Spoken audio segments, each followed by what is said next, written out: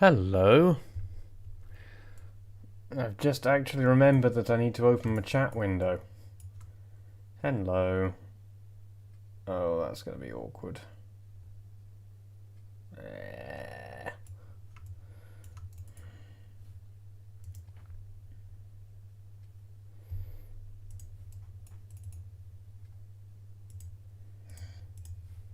Feels a bit weird to be doing stuff in OMSI again after focusing for so long on my own sim.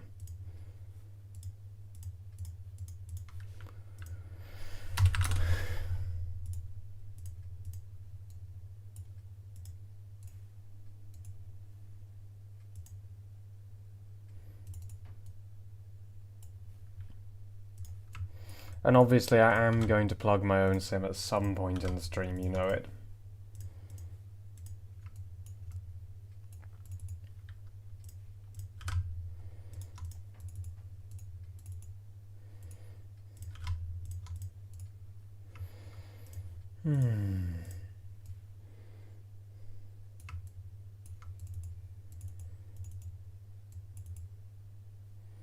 Yeah, apps sometimes do that when you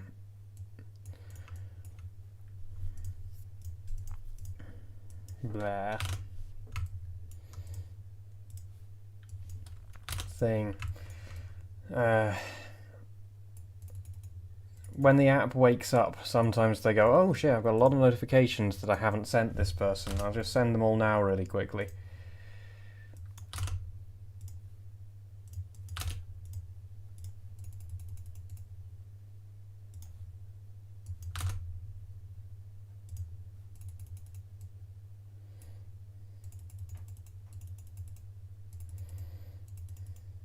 All of those should fix themselves. Hello, hello. That doesn't sound like you're committed enough to me. Just checking, this does actually have a grade. Like, what have I done here the last time? Did I just flatten it? Z0000. Is this whole bit flat now?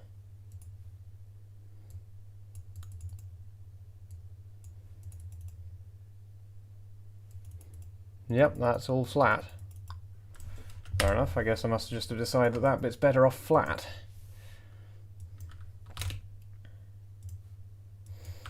It is OMSI.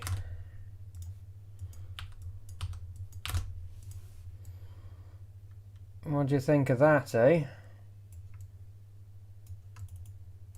So did I just decide that this bit ought to be flat, and then...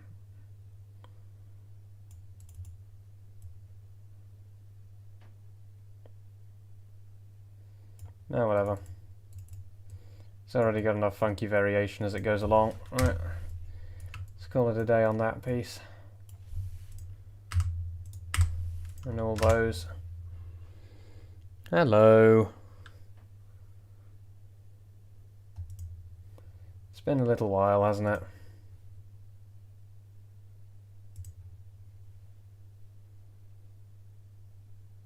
And now, psych, bait and switch. No, this is going to be an OMSI stream. I haven't touched Farthington for far too long. Hinbo.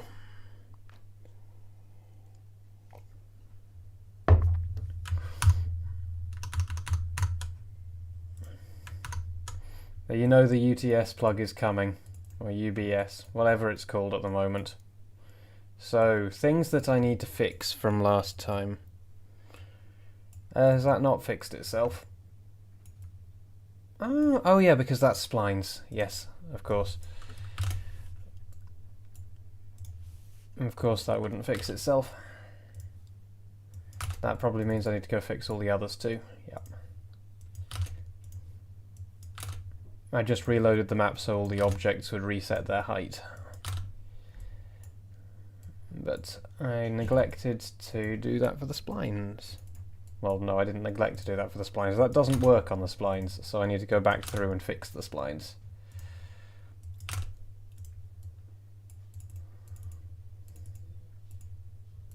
then these ones are all built in, so I don't need to worry about them.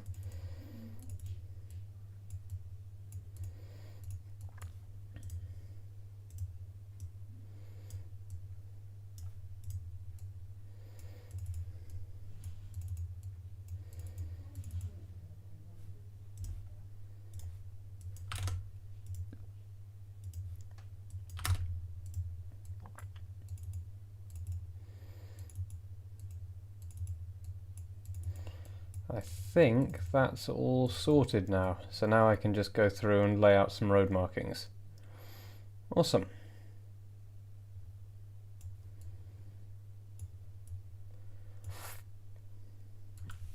Right, so things I need to fix. I need to cut off this over here.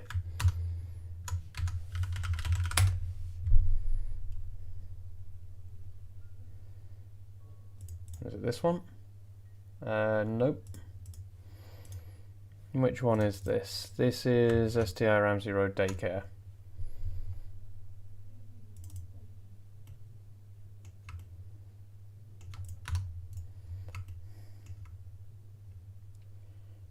And then I need to...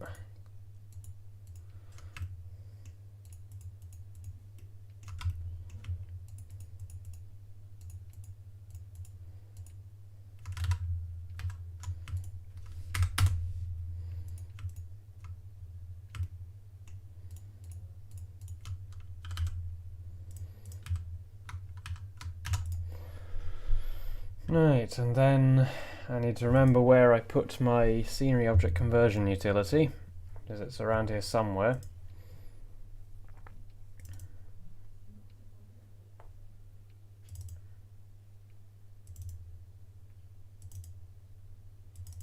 This one.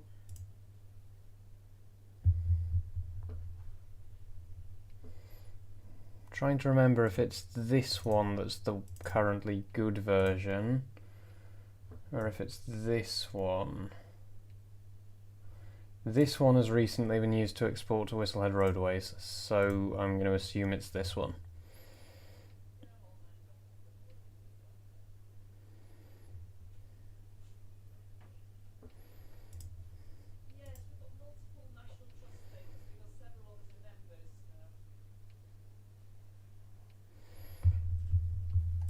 And then I just need to remind myself, hello, I need to remind myself of the way around everything. Because it has been a little while.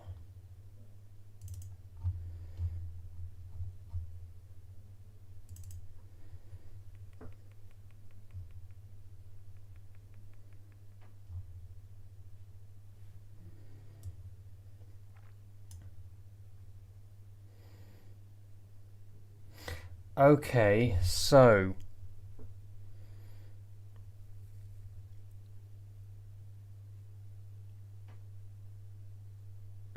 fuck it, whatever. Whatever, it'll be fine.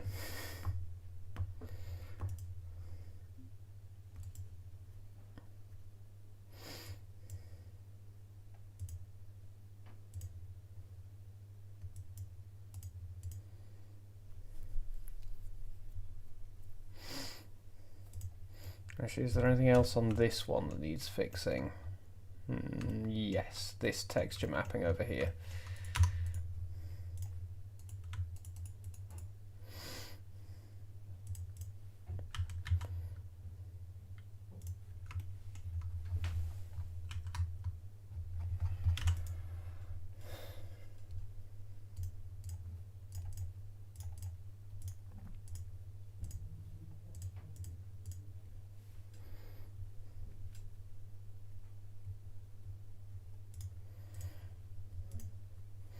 Okay,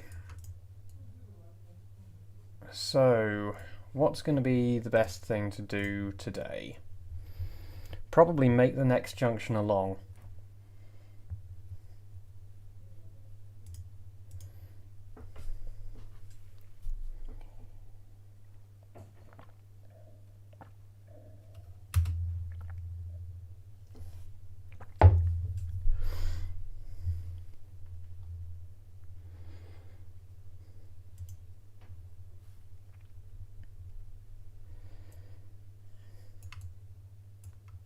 There we go, that's that fixed.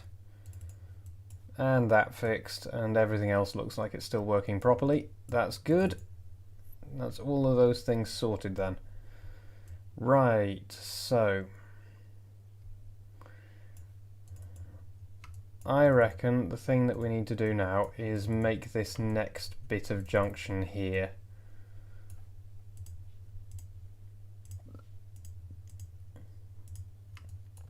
And we need to work out where to anchor this.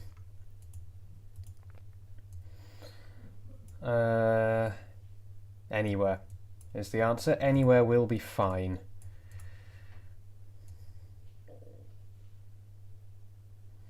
Because you're not going to use that road, so it doesn't matter that it won't load if it's... Really, it should be anchored here, I reckon. Though actually it looks like I'd already decided to anchor it here.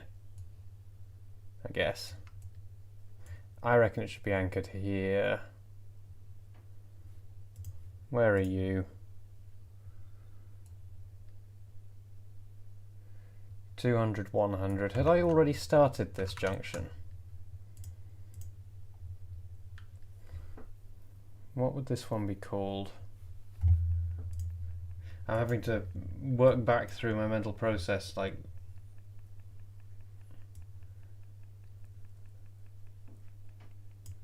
So, which one would have been Shakespeare Road?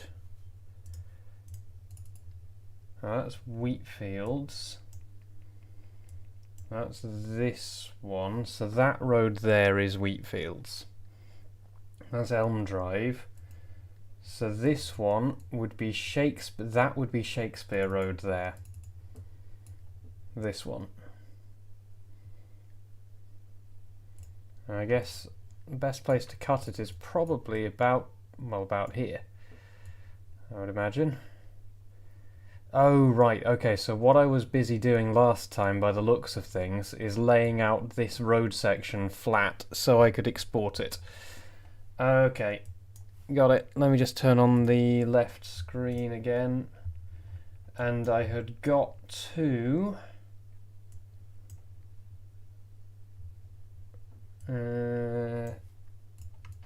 so if that's Shakespeare Road over here...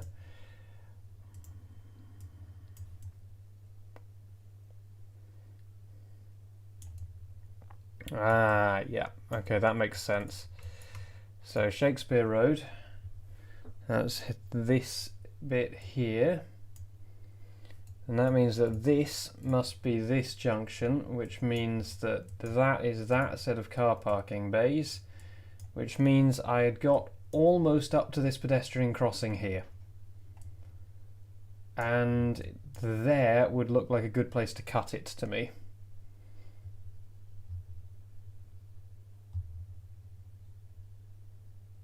Like there. Okay, so let's get measuring, I guess. Oh boy, let's get measuring!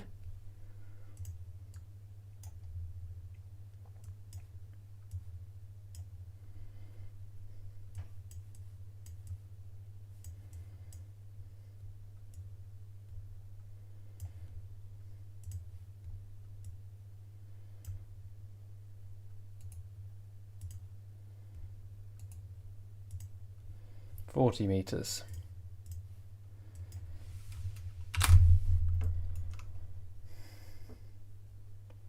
The other place I could cut it is just right there, actually. I could just select this lot all and export it. Right, let's just check that I hadn't already done that. Yes, here it is. Is this it?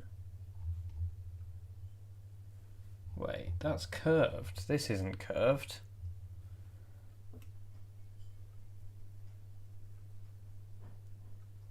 What's this then?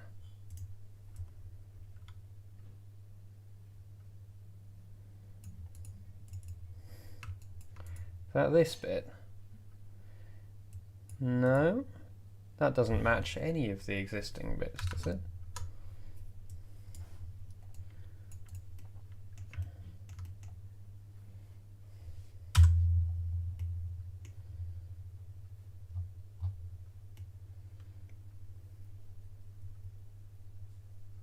Where's that? I don't recognise that at all.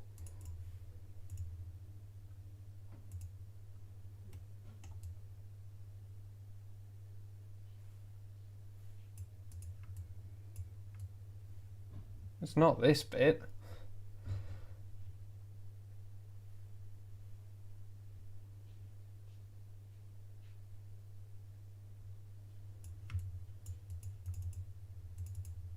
Is it this bit? Oh, is it?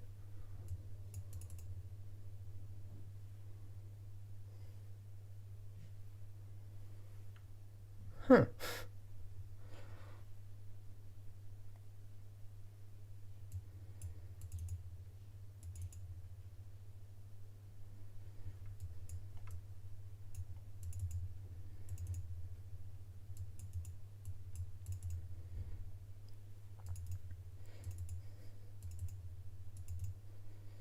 I don't recognise that at all. Maybe that's what it was going to be like before I decided that I wanted to do it more closer to reality. I really don't remember.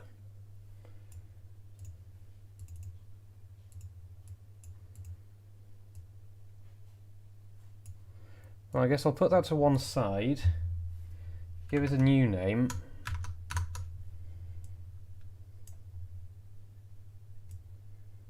So there is Shakespeare Road.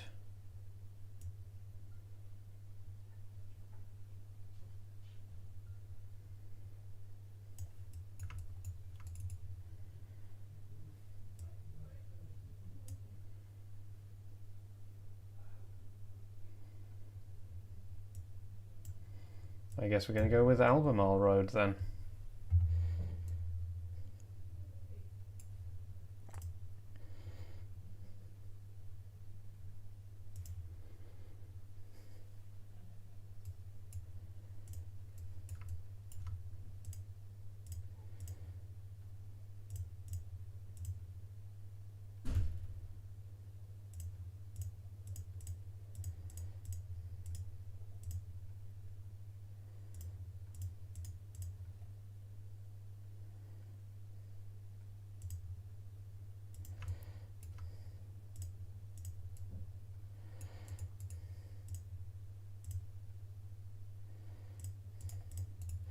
The way OMSI does selection is a bit weird, because what it seems to be doing is actually doing a reverse lookup of the pixels that your mouse is over.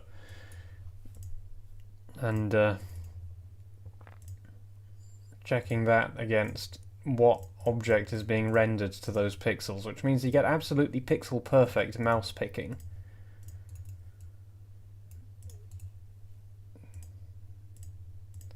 But it also, well, no, there isn't any but also, it's odd.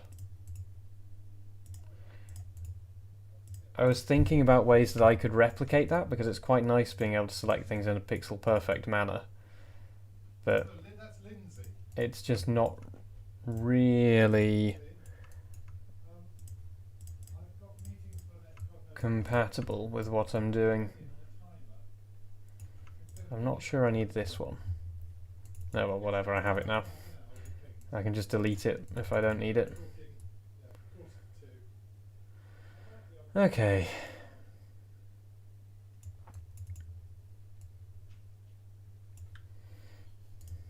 So what we're going to call this?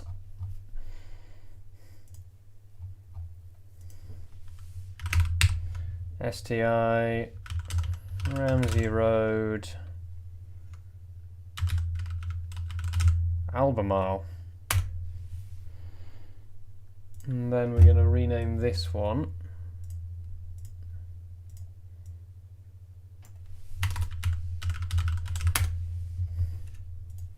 to that. We're going to keep hold of this because we can use that for the materials. And then we're going to import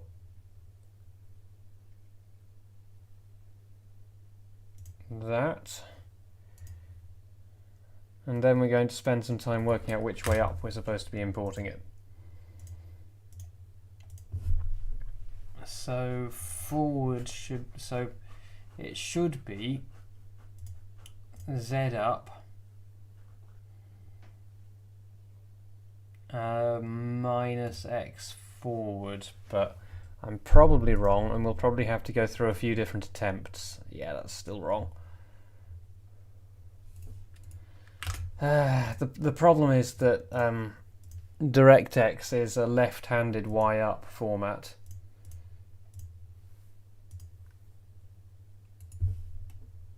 I think that's correct.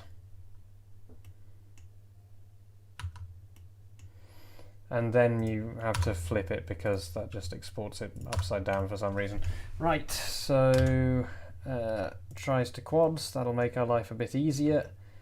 And now we can start assigning textures and joining things together. And also cutting down the poly count.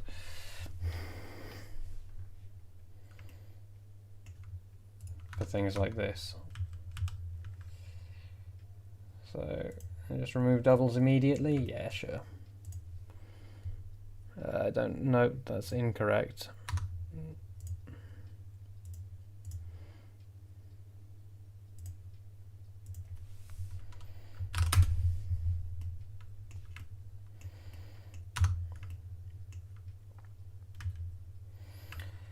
Right, and then we have to go through this whole shebang again.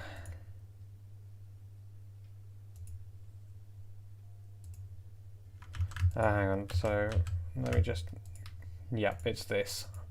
So Control-Alt-Shift, and then Control-Shift to deselect those ones. Got it, I'm back with it. I have remembered. But didn't I texture them first? Because that gives a better impression of how the texturing is going to look. Also, why are these like that? There's a tiny gap here.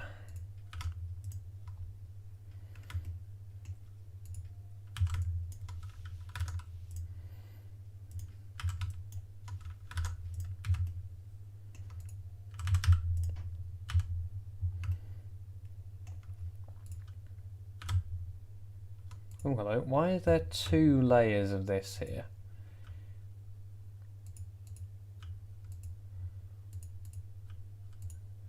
Are there two copies of this spline?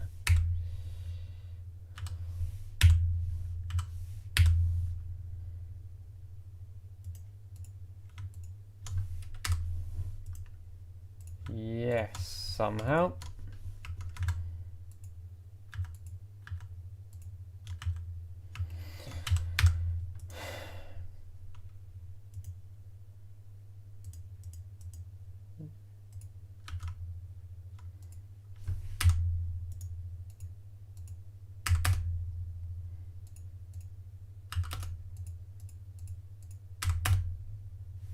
Oh boy.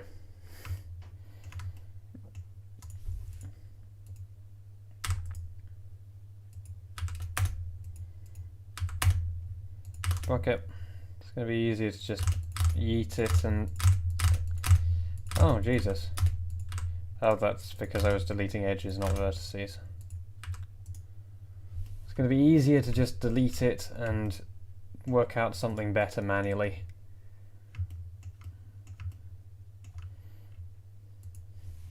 Speaking of which, I can delete the whole of this.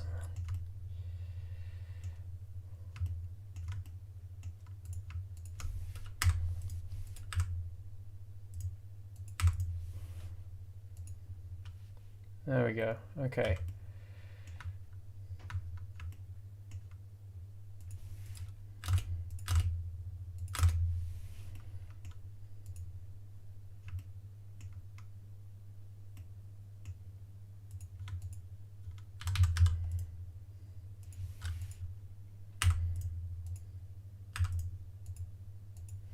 Oh god, it's on this edge as well.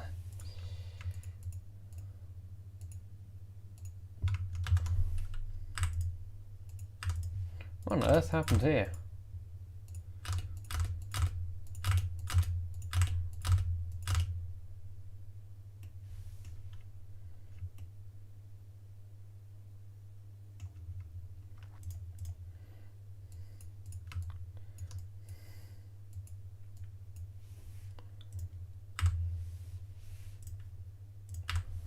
Okay, I don't need that one.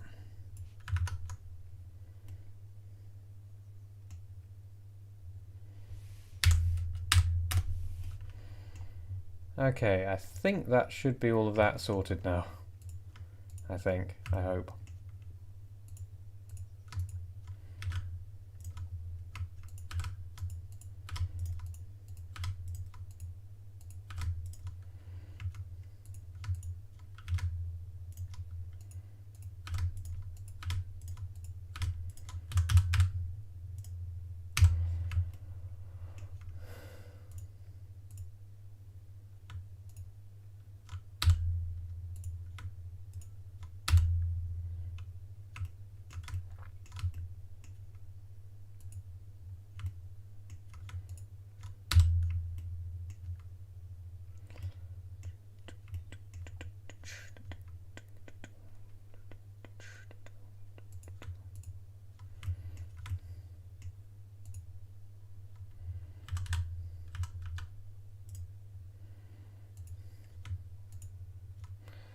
That's curious. That shouldn't be happening.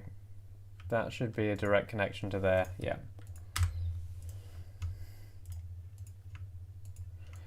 Don't ignore things that are a bit odd. They will probably come back and bite you in the bum later.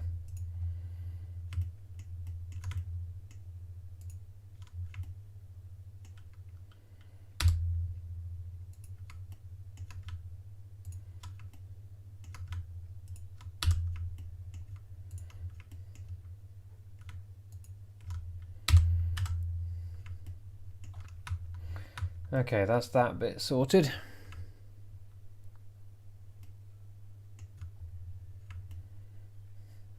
Did somebody say delete?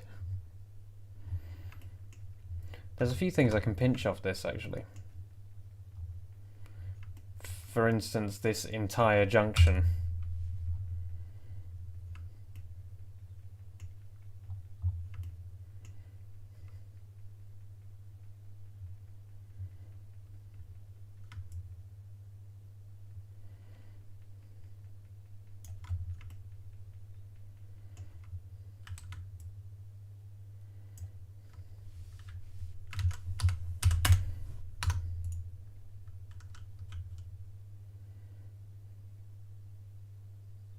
Probably.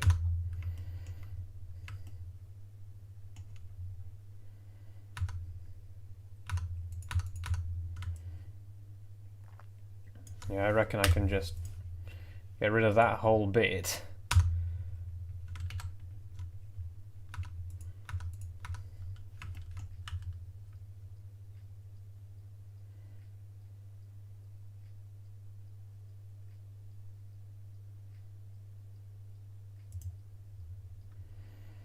And line that up in its place.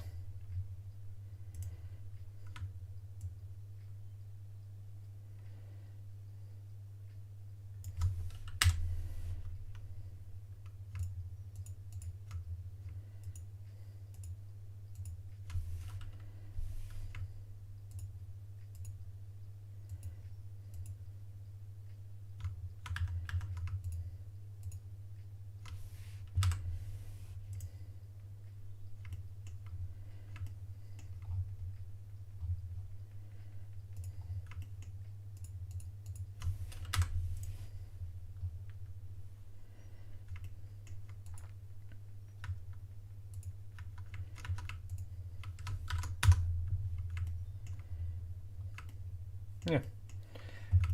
Now I can just do a little bit of lining up.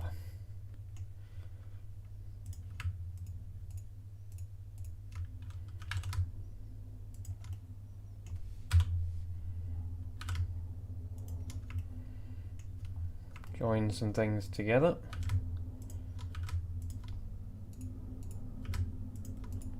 This is suspicious, the fact that this lines up exactly. I suspect that that bit used to be this. I think these are actually the same junction.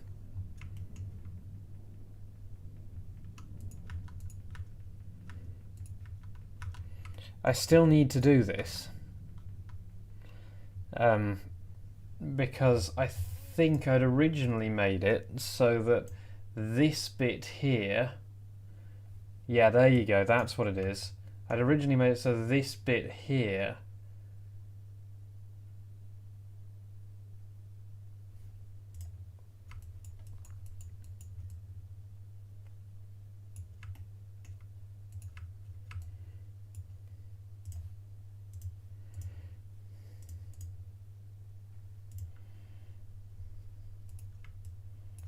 I'd originally made it so that this whole bit here was 1.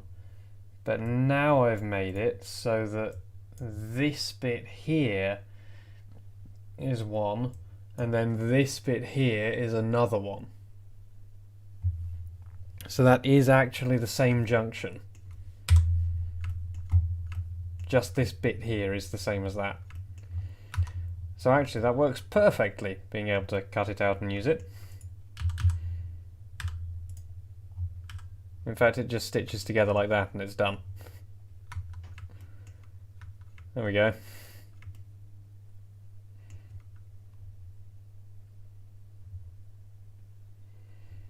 Sometimes things just work out a little too well. Right, and now we need to do paving stuff. Why does it reckon there's a gap there, or an extra set of lines there?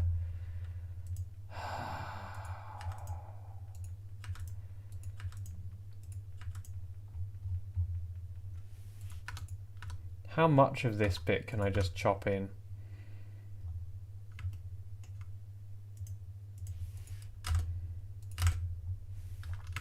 Because if I can just put this whole lump in, then I can get away without doing any of this. Also, that's not quite going to be right in this new situation. But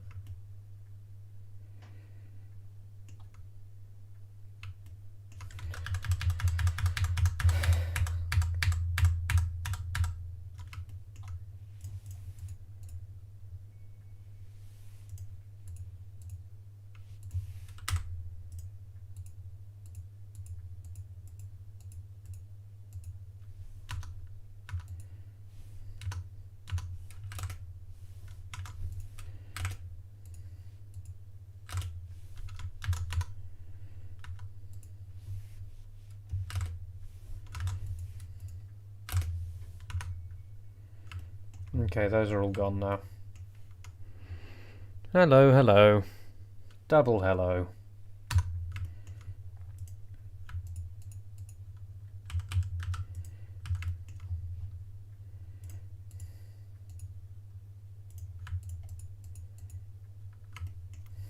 It's done it here as well.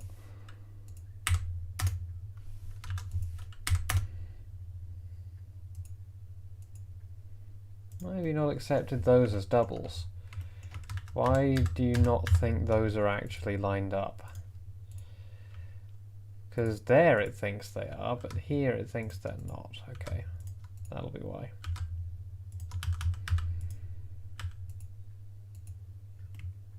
Those should be continuous now. There we go, that's continuous now.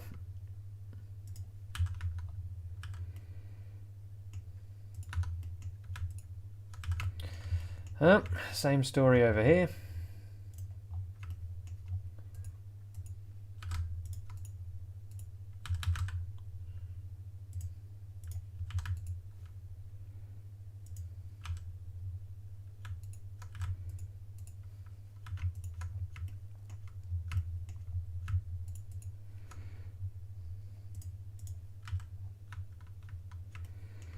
We'll obviously need to correct the UVs there, but you know. Okay, apparently that one was discontinuous. Which bit of it? That bit of it.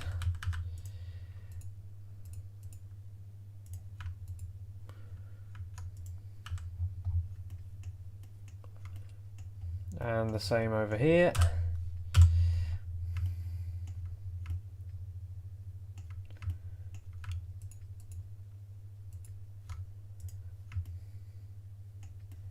Okay, that is continuous up to there.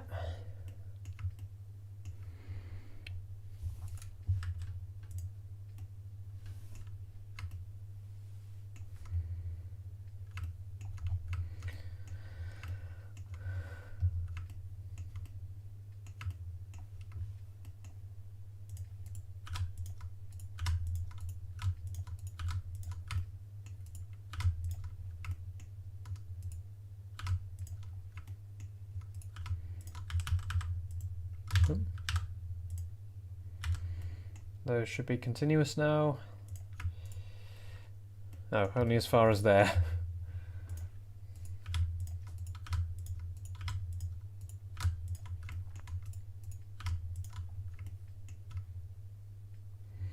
And then I need to sort this out properly, but for now we'll just do that to it.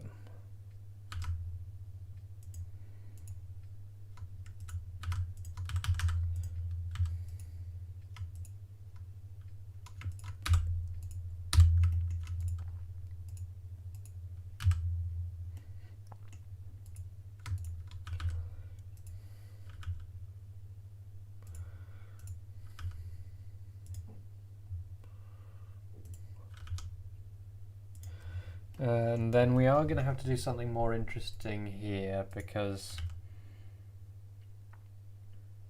hang on, let's get rid of correct UVs because we're actually going to need to not correct them. Correcting them is incorrect in this instance.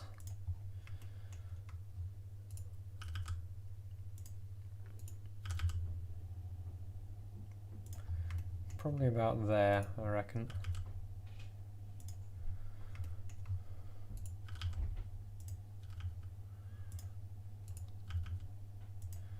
There we go. A curve to slightly ease that in.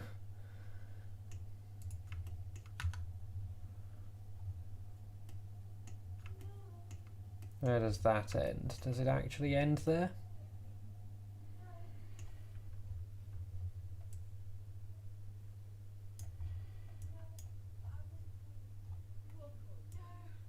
Yes. Press G twice and you can move it along an edge instead of an axis. Ah, that's a bus stop, right, got it.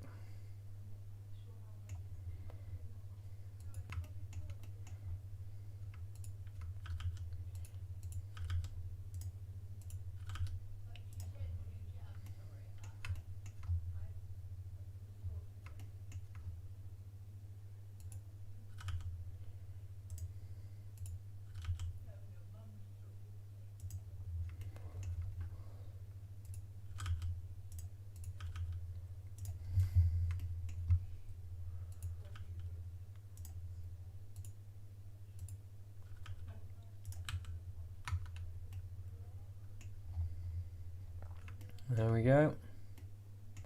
And there's this whole stretch along here that's the parking.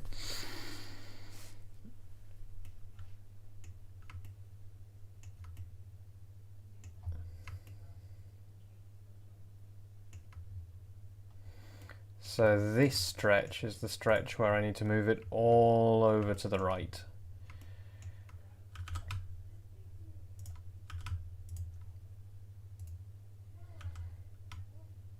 Probably about there, honestly.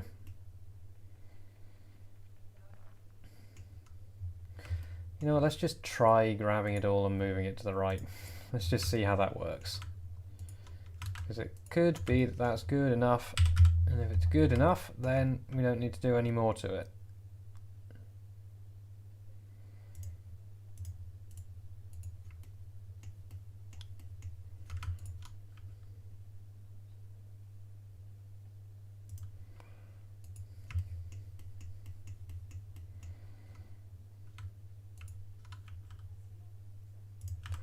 Yep, I would say that's going to work just fine.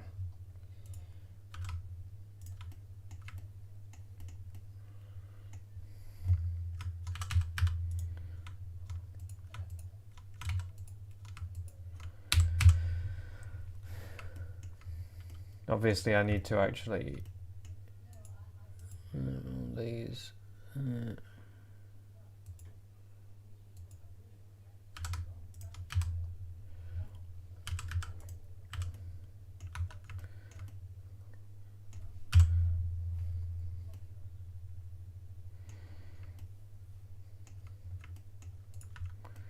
Okay, so then this one we've already sorted.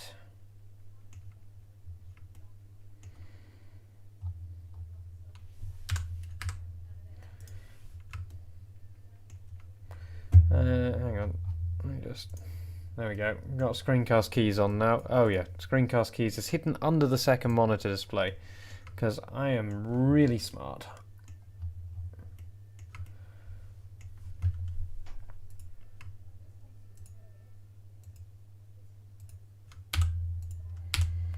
Also, you'll have to excuse me if I do some stuff wrong. It's been a little while.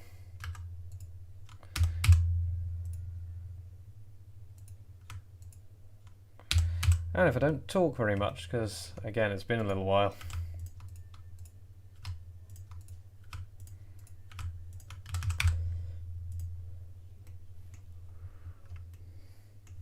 No. No, that was the main reason I stopped for a while. Was because London updates were breaking it. But London is steady at the moment, so we're back. Well, also, the other reason why is because when I paused because of London, I started working a lot more on my own sim, which will be plugged at some point in the stream. So, question. Like, actual question. What do you guys think of the various sims which have been announced or are coming out soon or are in development? And follow-up question, what do you actually want?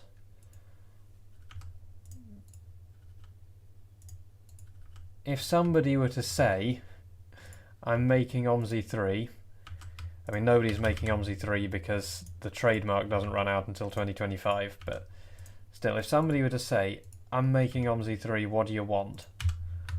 What would you ask for?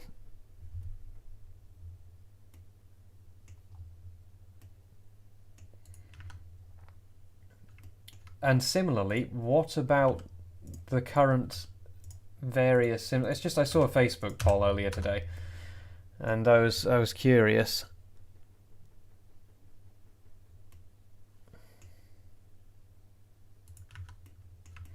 Oh, the one on Facebook on sorry, Fellas Film.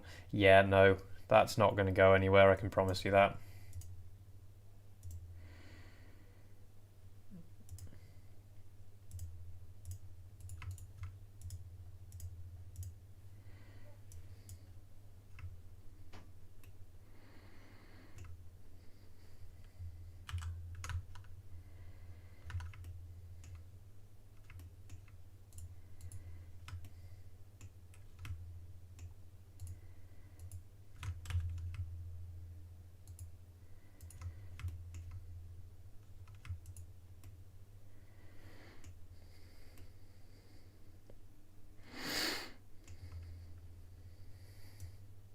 A built-in blender. Right, okay. That's a bit of an ask.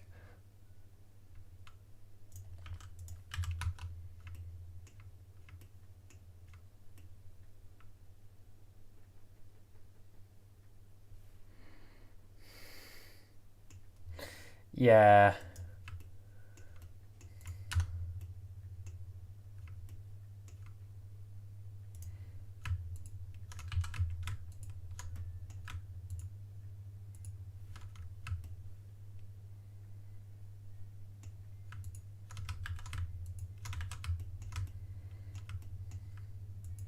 Thing is, OMSI's editor is already considered one of the easiest editor tools to work in. There are a lot more people making OMSI maps than there are Euro Truck Sim maps. Yeah. No, it is just very finicky.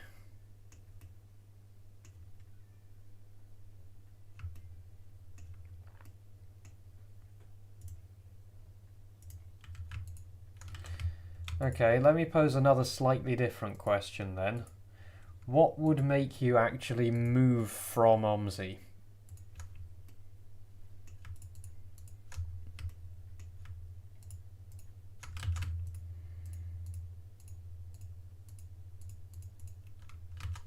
What would it take to do that?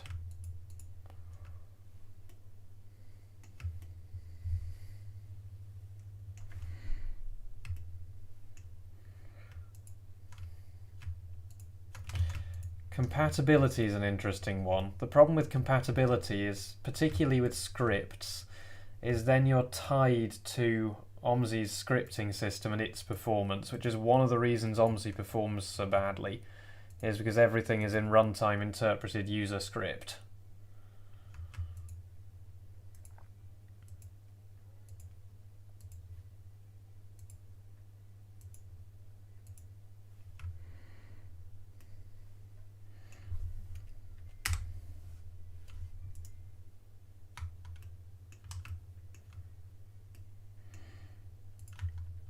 Now here's another question then. So performance, graphics, and simpler editor. That's pretty clear cut. When you say graphics, are you talking Train Sim World level graphics, or are you talking Euro Truck Simulator level graphics?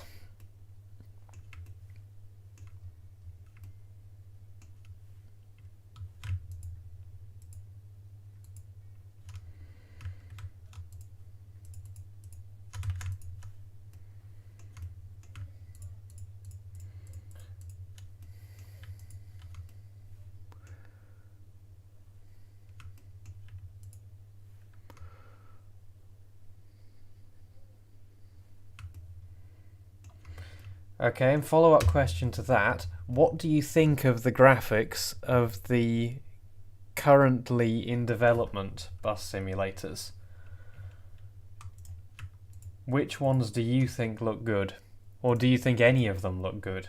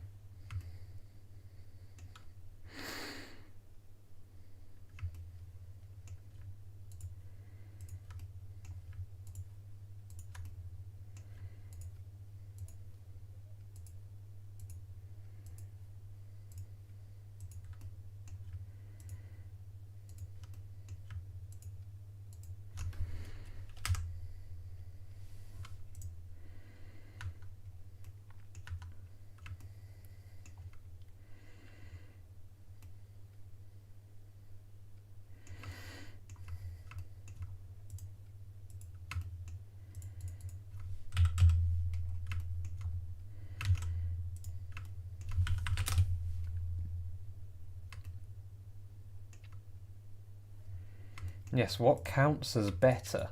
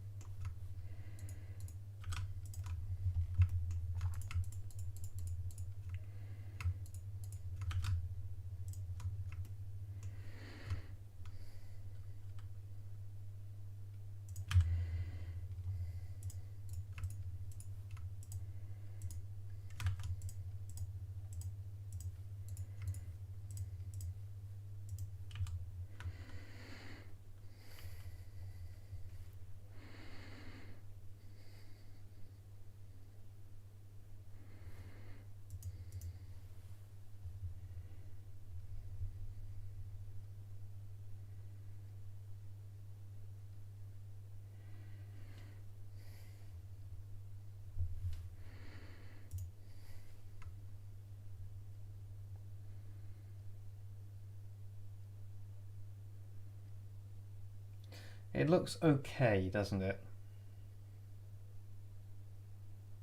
The model is extremely nicely made. The model is very well detailed. Though that being said, the headlights look like they just have sort of a flat texture on them. But the cupola in particular is very nicely detailed. The thing that I've found about Lotus and the way Lotus's graphics look is just that the dark areas are sort of very low contrast. It's sort of, they aren't dark enough, if that makes sense. Like the dark areas are all just sort of one flat level of darkness in my eyes. Yeah, that's impressive.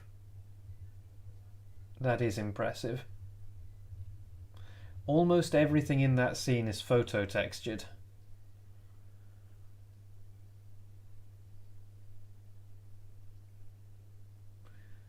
So that's still leaning very heavily on photo textures.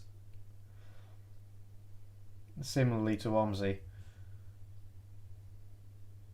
I can't see any particular special effects going on in here. This is all just diffuse texturing around here. This is just specular lighting. So as far as I can tell, it's still all just diffuse specular. Which means it'll look great in the situation the photos were taken in, but maybe not so much in other lighting. I don't know.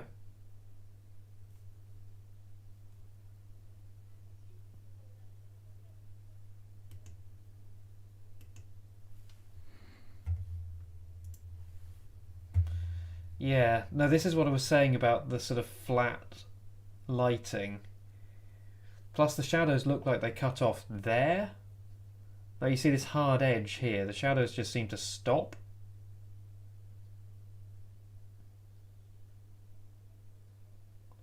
And there's something going on with the reflections on this door, but then you can't judge too much for like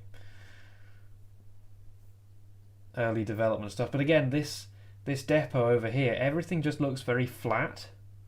The whole thing just looks very flat to me. I don't know.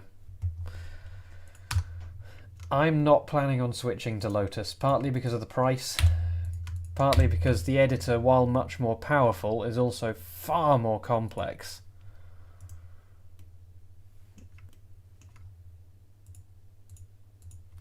And partly because I just don't think it's a big enough step up.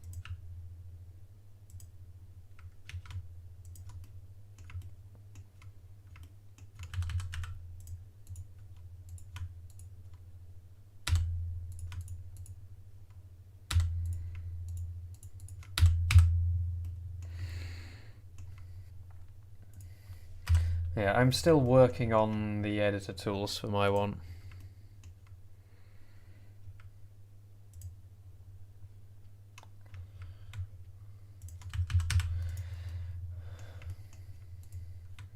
My planned toolset is not as powerful as Lotus's toolset, but a lot easier to use.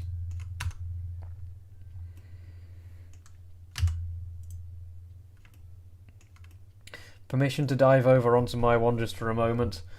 Like, don't look too hard into the graphics of it at the moment. And I need to just check something. Is this still running?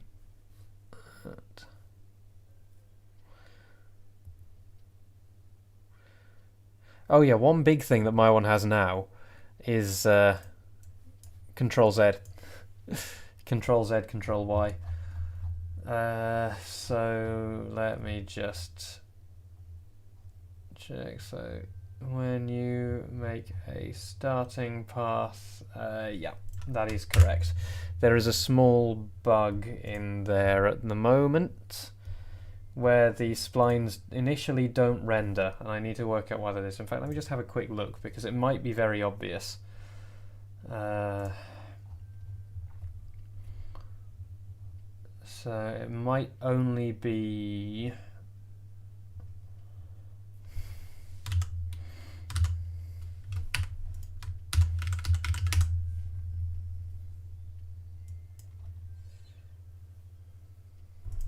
What did I do just then? There we go.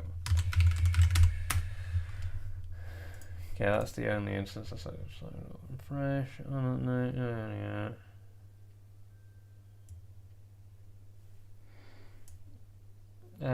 Well, whatever. I'm sure I'll find the bug soon.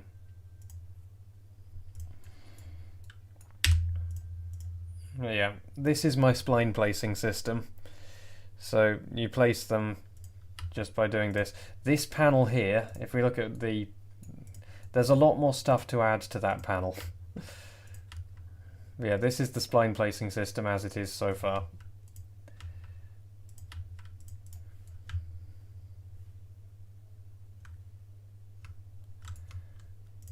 There's a lot more to do to it, but this is what I've got at the moment. Which is just to make it a lot faster to... yes. That's what I was saying. In fact, yeah, let me just turn off this. So when you're placing objects down, this whole panel over here is... This panel's way too large at the moment. Let me just... There you go. But this whole panel here lets you enter values directly if you want to. And now that's over there, wherever there is. There it is. So that's all working for scenery objects. For splines, it's not set up yet because I'm still making the splines themselves work how I want them to. But yeah, the idea is that this will be a lot quicker to lay down than it is in OMSI, but it gives you the same flexibility. I'll just take you through some of the other things really quickly. So tile adding is very, very quick. Let me just make it summer for you. There you go. We have a grass painter, so you can paint 3D grass around, which at the moment looks a bit meh, just because this is just a test set where the textures aren't very nice, but it sort of bobs around in the wind. What is nice though is the trees. I'm very pleased with them. So, in fact, the poplars aren't as nice as the beeches. There you go.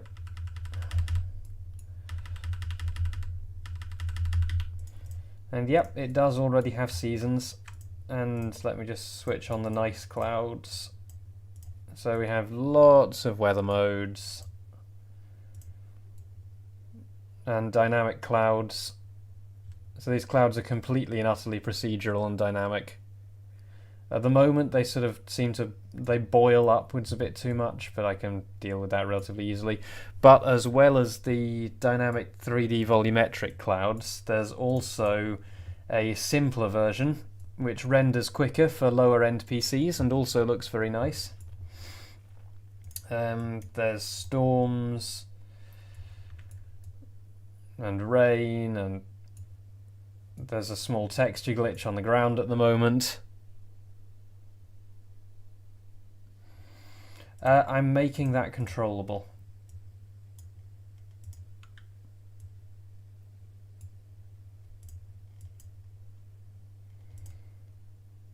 Yeah. So that's the weather controls. You can also change the latitude and longitude. This is set to about where I live at the moment. And you can change the time of day, and we get these lovely sunsets.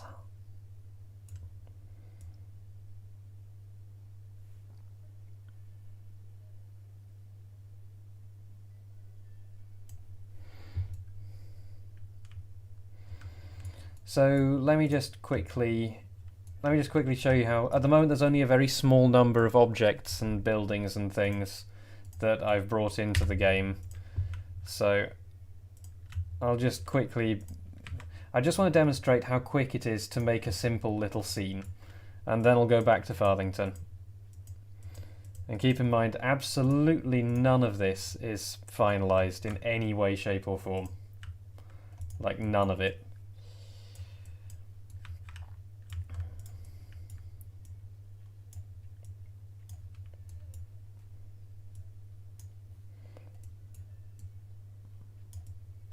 Oh yeah, that's another thing, is the I am intending to set up more than one type. At the moment they're fixed radius curves, but the heights are Bezier. But I do also want you to be able to do Bezier curves, because that's useful for joining things together. So let me just quickly demonstrate something to you. Let's demonstrate these. So all the textures are PBR textures, so they all have shininess, metallicness, etc., normal maps, yada yada. So you can see the water in these gaps is reflecting the sun. The other thing is that the terrain textures are height mapped, And what that means is that as you paint the terrain textures, instead of just overwriting each other or blending into each other, the rock actually comes up through the grass, like that. Which I think is quite nice, because it means you can do some interesting little detailed things.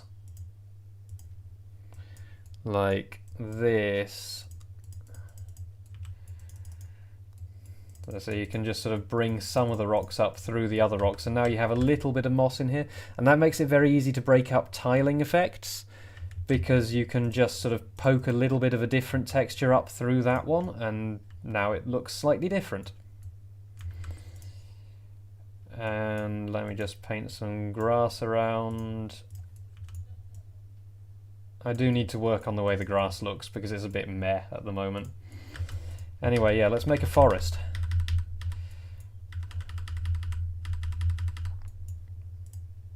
So trees randomize themselves as they place. You can see the frame rate counter at the top right. This is running at 90 FPS at the moment, while I'm also running OMSI. Oh yeah, these are the other controls that you've got. Is you've got this gizmo, which makes it very easy to move stuff around. And there's Control Z, which I was talking about. That completely works. You can also scale stuff up and down very easily, like that. There's also this move everything version of the gizmo, and you can move stuff in local or global space.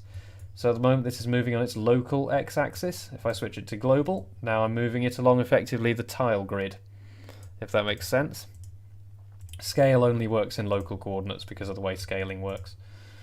And you can also just tip things over like that. So that makes it very, very easy. So the way I wanted this to work is I wanted you to be able to control everything purely with stuff that's on the screen. So here, because I've tipped this way, moving stuff on this plane is a bit awkward because it dips that into the ground. But if I switch it into global coordinates, I can just move it around like that. So I wanted you to be able to interact with everything on the screen with the mouse, which is why I've got all these buttons up here for you to interact with on the screen. But at the same time, the OMSI style control system of pressing G to grab and N for new and blah blah blah is very quick and very easy once you're used to it. So I've just decided, fuck it, I'll use both. So you can either move stuff around by using the gizmo, or you can move stuff around by using OMSI style controls.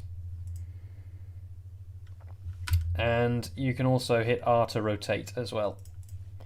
Or you can do it with this, depending on what you want to do. But yeah, it just makes it very easy to get stuff exactly how you want. The other thing is scaling makes it really quite... So imagine you've got a street, and you've got a street corner. So let me just pretend that I've got a street corner here. That one will be best.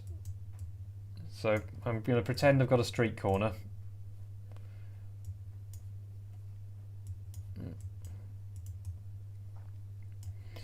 And let's say that we've got another building over here.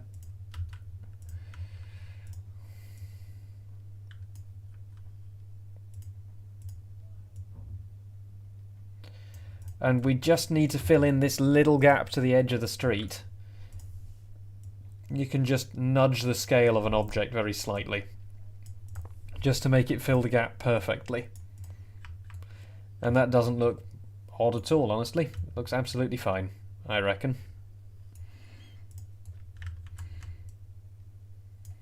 That's at raise mode. Which I reckon is very useful. Anyway, so there's not enough underbrush going on here, so let's just quickly stick some of this in.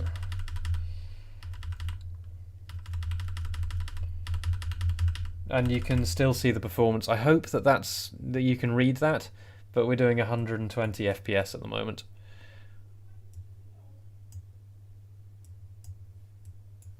Thank you for the host.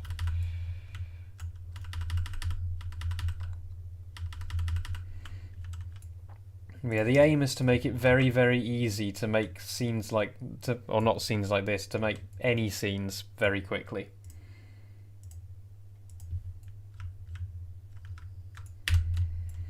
And then this building is clearly far too large. So you can just scale it down a bit, and now it's not far too large. Now it fits in with the rest of the scene. No, don't do that. It's going to be another year or two before this is actually ready. So then we can go to sunset, and we've got light spilling through the trees. Can add some more trees. Can add some more bushes. And they all move in the wind.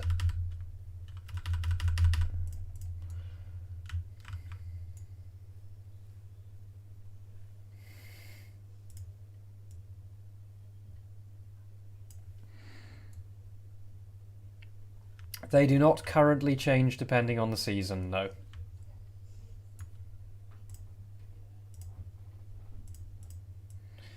I can make them change depending on the season, but that's not the first thing that I've planned on doing, and I just haven't got around to it yet. There's a lot more stuff left to do before I get around to that. Yeah, there you go. Tiny little forest, tiny little village. I can put this car down, but it looks a bit rubbish at the moment because I haven't set up the textures to work properly, so it's just like flat, so it looks a bit rubbish. But yeah. And then the splines are the most recent and least complete thing. But hopefully you can see that it should be pretty easy and quick to lay down splines to look like how you want.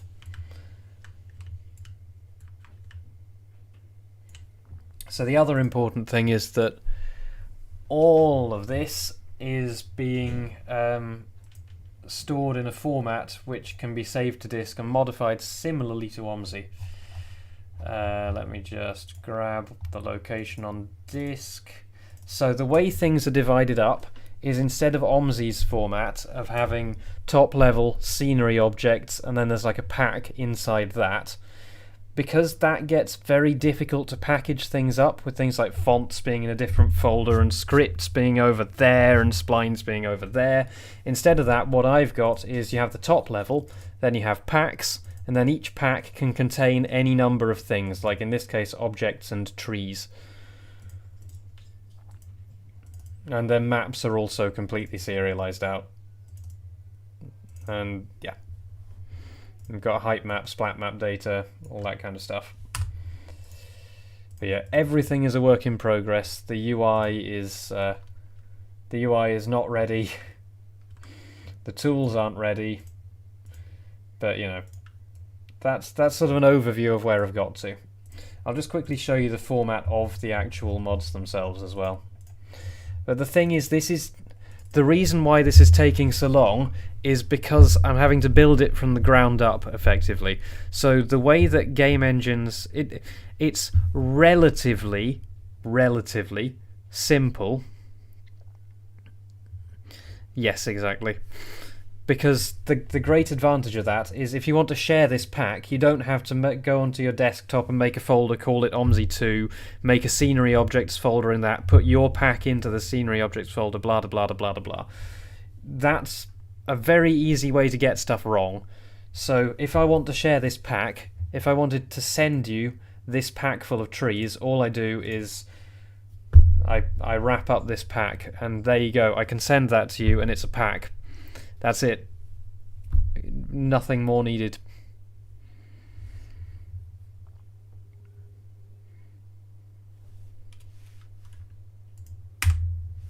So, yeah.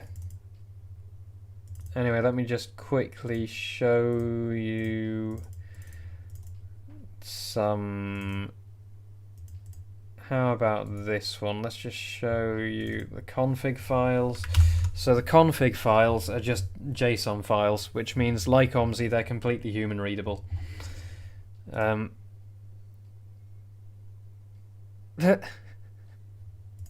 Uh,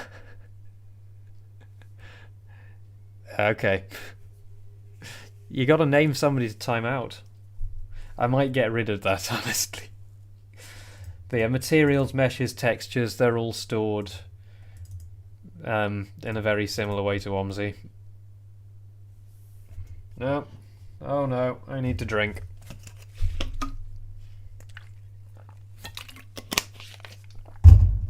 Anyway, I'll shut up about that for now, but that's what I've been spending most of my time working on. But yeah, the reason why it's taking so long is because I am using a game engine. Oh no. Okay, I'll sit up straight. Are you going to let me talk? Are you going to let me talk at all? The reason why it's taking me so long is because, yes, I'm using a pre-built game engine, but I'm basically only using it for the graphics and for sort of a framework for how to control memory. So, the way most general-purpose game engines like Unity and Godot and whatnot, and Unreal, obviously, work is they're designed so that you make all the content for your game in their editor. And then their editor packages that all up into their format, and it holds it all internally. The reason why I don't want to do that is because that means in order to make mods for their game, you have to use either the Unreal Engine or the Unity engine or the Godot engine or whatever. And there's two reasons why I don't want to do that. One is because that's insanely complex. Because you're not... Like, making a map should be part of the game, is the way I'm thinking about it. Part of the fun is, like in City Skylines, or in OMSI, part of the fun is making your own map. Making your map should be part of the gameplay. It should be fun. It should be an enjoyable thing to do. It shouldn't just be you make a map using a set of really complex editor tools that are very hard to use, and the enjoyable part is playing the map. Making the map should be just as enjoyable as playing the map. So I'm considering map building as part of the game instead of as a set of tools outside of the game, if you see what I mean. But this isn't how game engines are typically designed to work, because they're designed for you to only make content for the game in their editor. And their editors, while they're extremely powerful, are also extremely complicated and intimidating to a new user, and it would be very, very, very easy for them to accidentally do something wrong in the enormous number of options they've got available to them, or just to give up altogether, or like not even consider downloading the engine that they're going to make their maps in. And the other thing is, because they're general purpose tools, the tools aren't designed specifically for map making. You're sort of having to make use of a set of tools that aren't quite designed for what you're trying to do with them. So things like placing objects on a terrain, for instance, like you know that you want to put this building on this terrain, so when you press the new building button, it appears on the terrain and moves around following the height of the terrain. But within the game engine itself, it doesn't know that, so you just have to move it around with sort of the transforming in free space stuff with just a gizmo or pure coordinates, and it's a lot slower and a lot harder for new users to use and understand. So yeah, the two reasons that I don't really want to do it are partly because it's very complicated for a new user and very intimidating, and partly because it would be very, very easy for them to mess something up by accident. Or alternatively, to deliberately do something that breaks the game, because like you're in the game engine, you have freedom to do absolutely anything. You can break anything you want. You could even write malicious code and use the game's own permissions to allow you to run malicious code. So yeah, those are the reasons I don't want to do that. Yeah, it's relatively easy to make a driving simulator in an existing game engine. And again, I say relatively easy. It's still hard. You're still making a whole game, but it's relatively simple because that's what these engines are designed for. They're designed for you to make content in their editor and then compile it down into a game, and you ship the game, and that's it.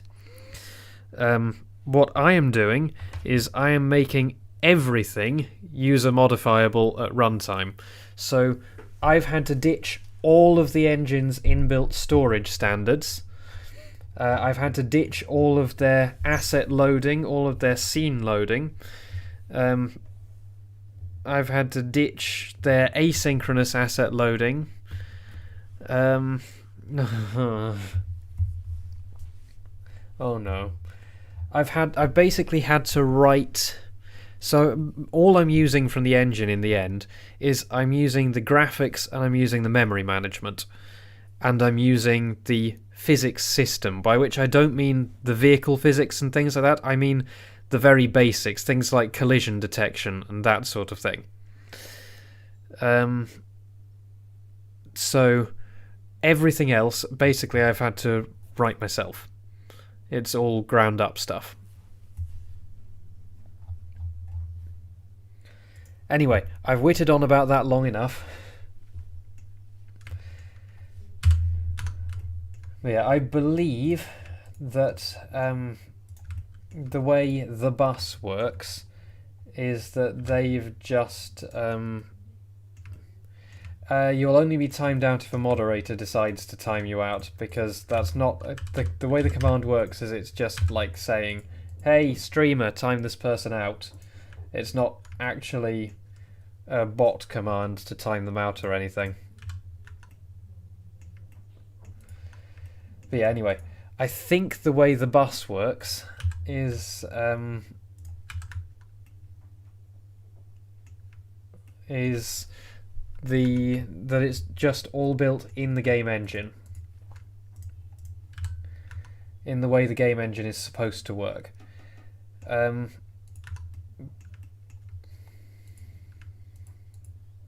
So I'm hoping that that's how it works, because my entire selling point is that everything will be user modifiable.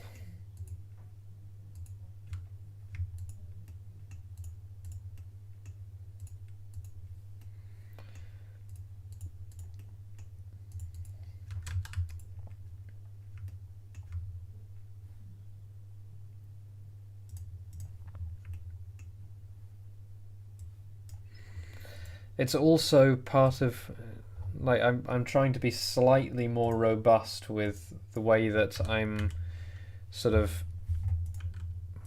how I'm billing the game, I guess, because I'm sort of thinking about it both as a driving simulator and as sort of a Cities Skylines-esque. I mean, not when I say Cities Skylines-esque, I don't mean things like plumbing and all of that sort of stuff and making a functional city. I just mean from the point of view of, like, making pretty stuff. Just sitting down and making a pretty city. So I'm kind of thinking about it as... This is what I was saying about... I want map making to be as fun as the gameplay itself.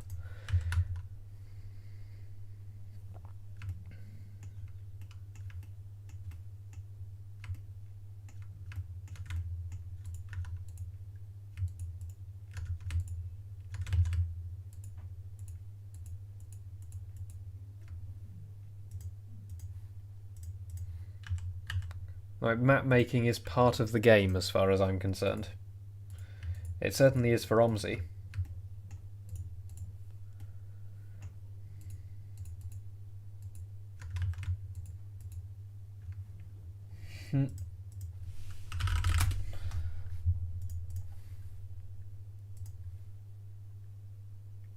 They will still have to make buildings. I have been exploring ways of making junctions that are easier. Because, like, you can't expect the Cities Skylines crowd, for instance, because I do want to market it towards that sort of user group as well as the OMSI user group. they won't accept having to make all of the... I hadn't thought about that. It would be possible to do. That's possibly like a v1.1 thing.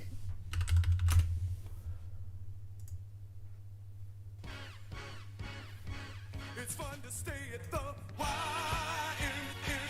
It's fun to stay at the YMCA. They have one thing they have no man. You can go there. Why stay at the YMCA? It's fun to stay at the YMCA. Anyway.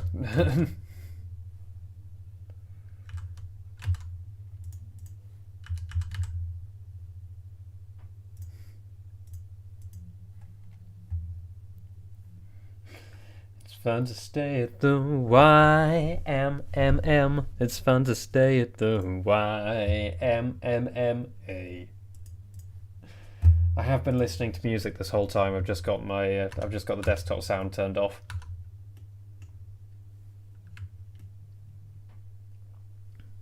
Sorry, he said I know what you meant, and I thought of that.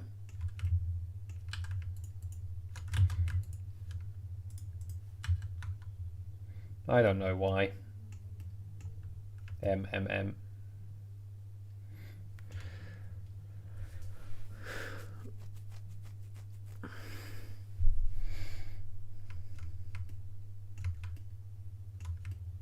What has happened here? What manner of unholy things? Oh no. No, no, no, no. None of this is right. Oh god. Oh. Oh no. How the hell has it found an edge line to draw that along here? What? What? What?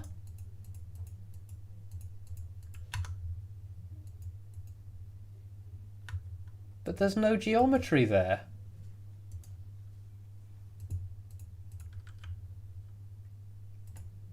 I know what happened.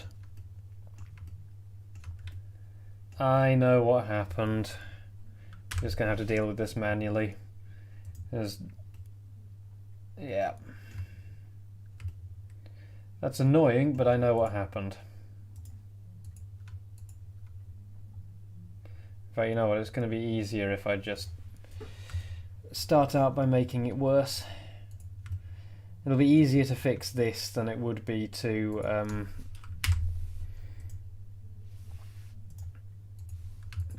undo everything that I've done since it got broken.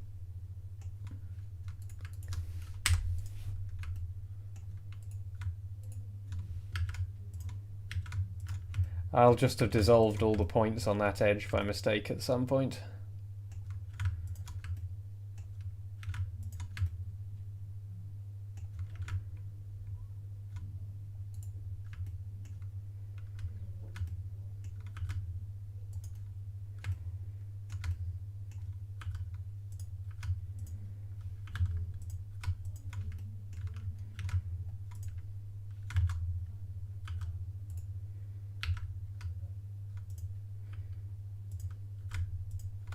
Come on. Thank you.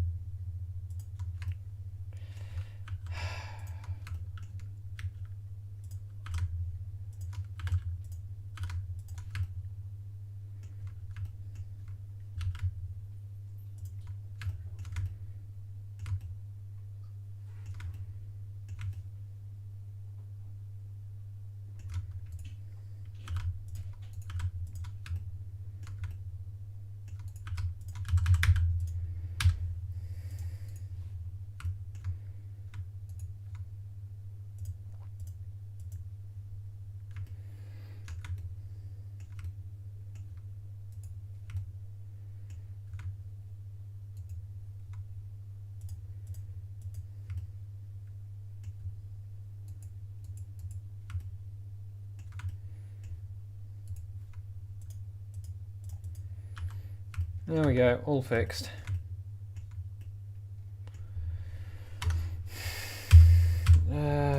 What's the recenter view button again?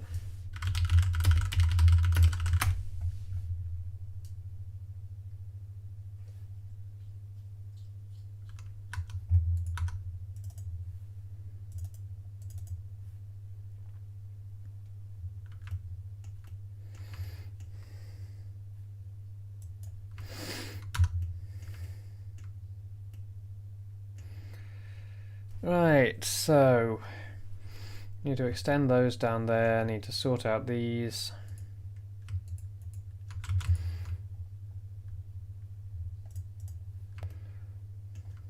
Might as well do all the road markings now.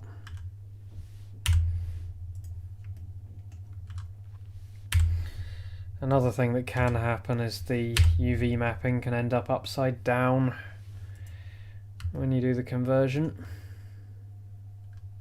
And it looks like that has happened, so I need to flip it all on the y-axis.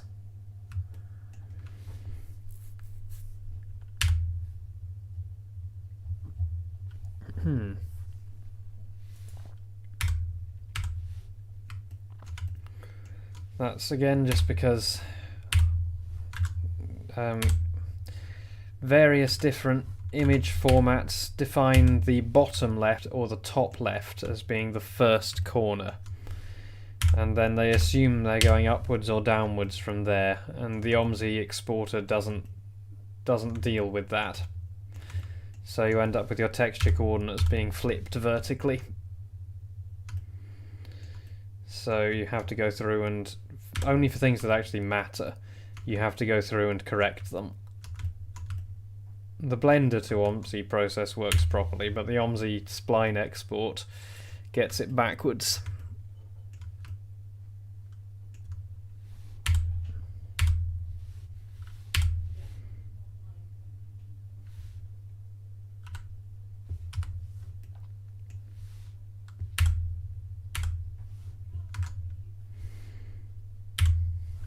No. Come on. Thank you. Gimme. There we go.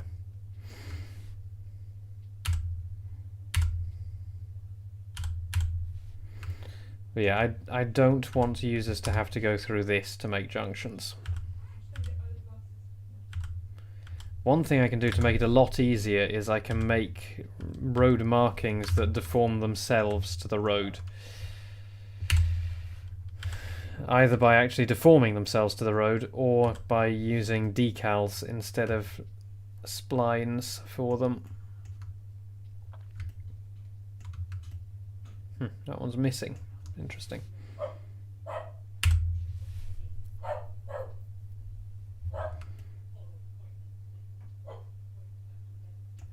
Now that's because I'm aggressively hitting the L key.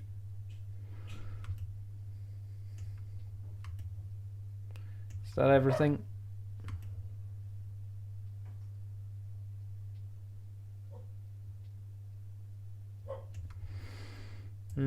That should do it. Right.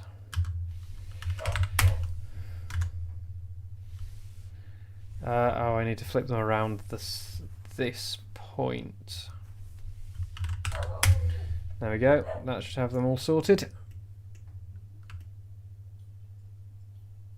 So now if I look over here at these, they should be the right way around. Yep, there you go. Fixed. That's that dealt with. Right, now I need the hatchings. I know I've used the hatchings elsewhere, but...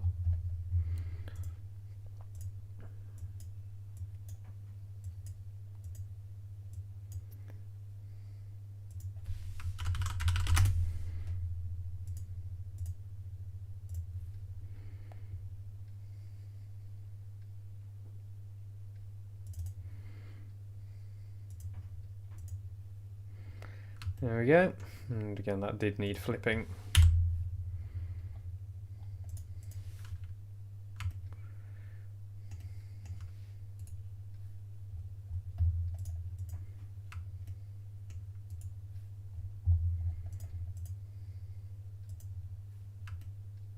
That one didn't, apparently.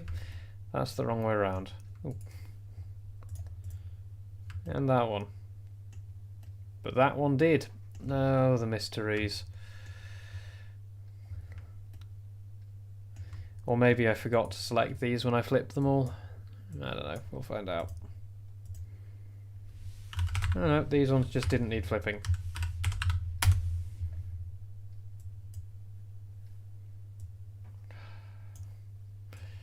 One of the many great things about Blender is just dragging in from an edge and a panel appears.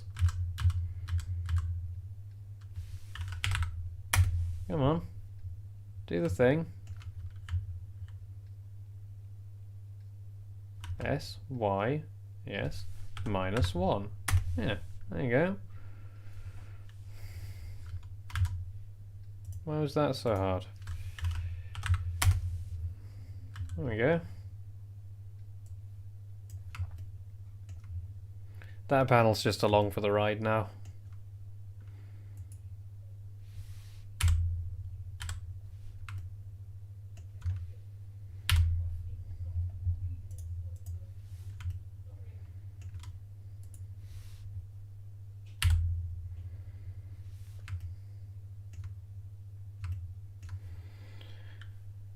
Right, now it's time to start actually consulting the real world again.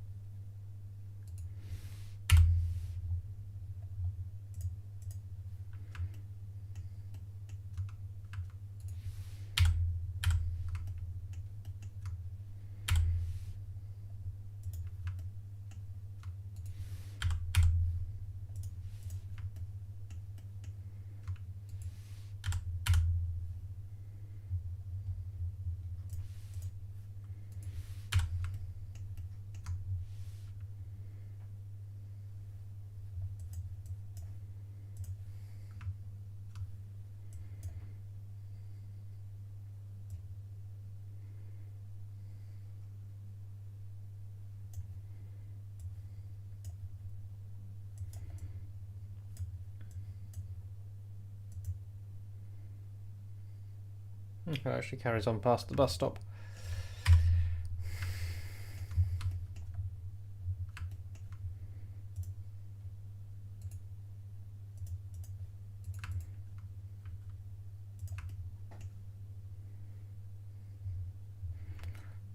One of those times where I might need to just make a compromise for the sake of the AI working. Because I can confidently tell you the AI will not work there. So I'm going to give the AI some space to get around this bus stop. I guess. Whatever, I'll do it like that. The markings wear out here anyway, so I can get away with having them all scuffed up. Yep. That's the thing that you notice very quickly when you start making real world stuff, is the real world is not very realistic as a general rule. It certainly doesn't follow all the rules.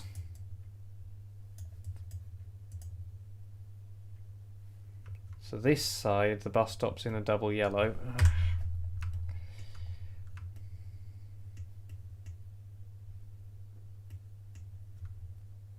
Which way are we looking? That way is the up the hill way, which is confusing because this way is going uphill. So presumably it actually dips down a bit there, I guess. Where are we? There's Shakespeare Road. That's that one. Then there's this bit. Goes along here, past this one, bus stop there. Yep. Crying out loud, just respond to my shift key press. It's going to be on rails, there's no other option. Ability to reverse, though, is something that I want to do. Both for the sake of getting out of your way and for the sake of bus stations.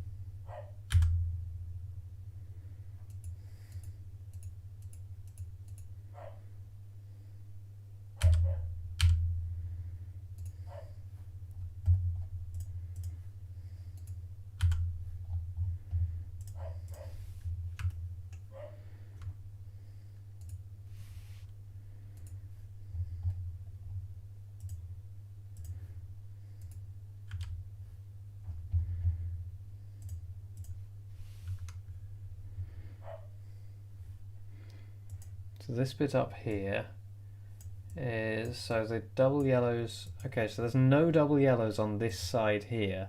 They stop at this junction here. So this lot all needs to go.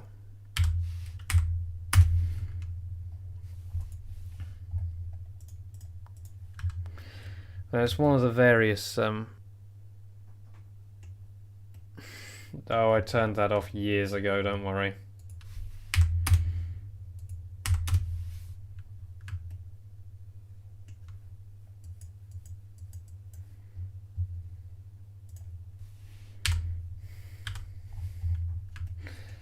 One of the earliest things I learned about computers when I was little was how to turn off bloody sticky keys. As it was a nuisance in every game I played.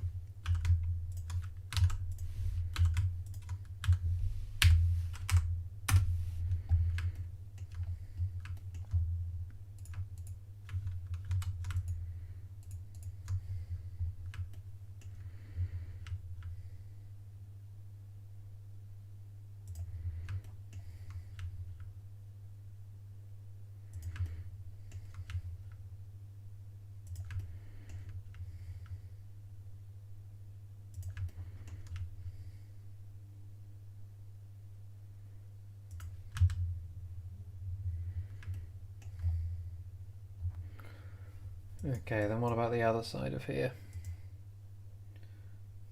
No double yellows. Just none. None at all. Okay, cool.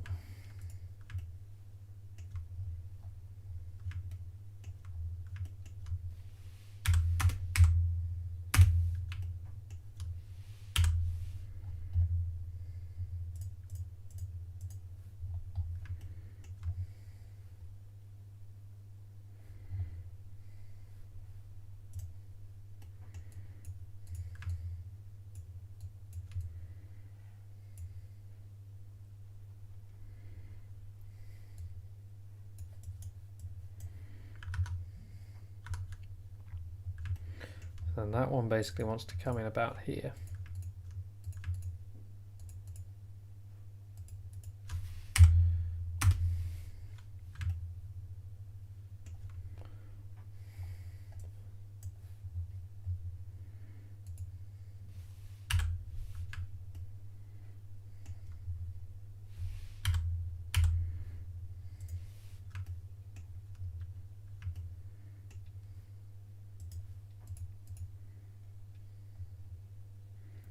It's another of those weird double faces. Nope.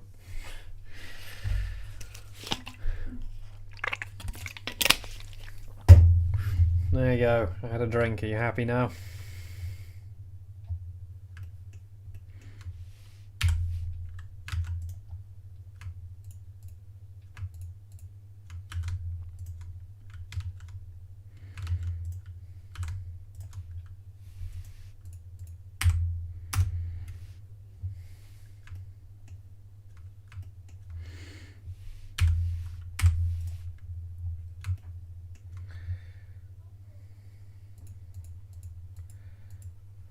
Something wrong here.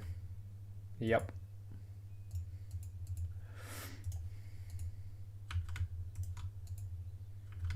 There's something happening here. What it is ain't exactly clear. There's a man with a gun over there telling me I've got to beware.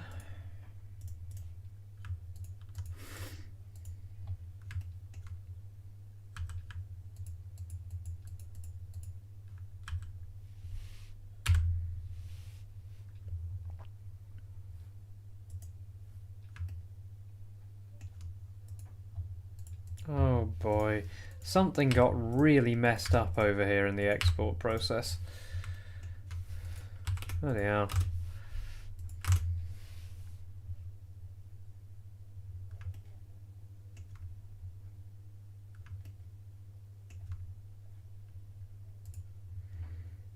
What on earth is going on here?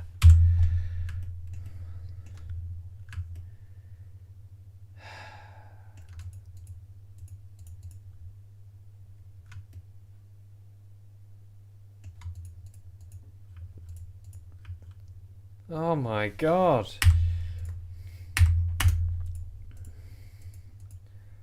What happened here? Why is that still a separate vertex? Oh, Jesus Christ. What the hell went on here?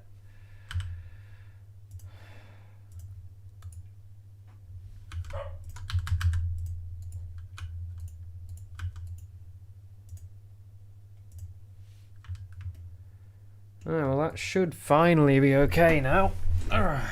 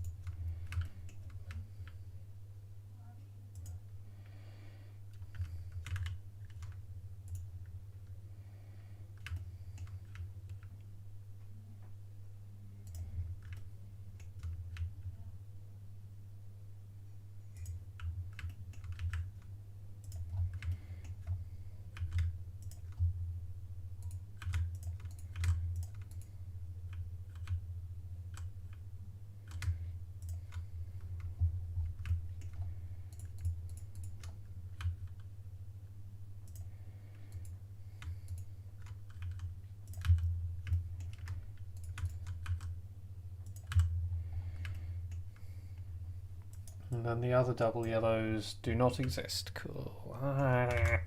The problem that I'm having here is that every time I go over to this window and come back over here, I press Shift in order to go into panning mode when I press the middle mouse button, and then I press the middle mouse button. The problem is, since this window is not in focus when I press the Shift key, it means that it doesn't actually register that I'm holding Shift when I hit the middle mouse button. And that means that I end up accidentally rotating the camera instead of panning it. And it's really annoying. And I keep doing it.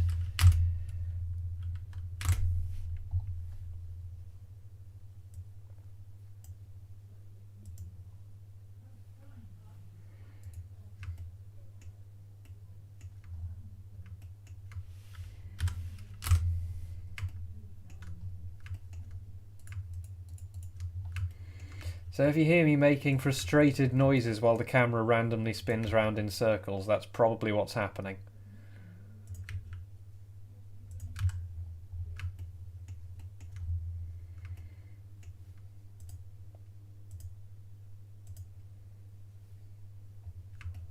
Ah.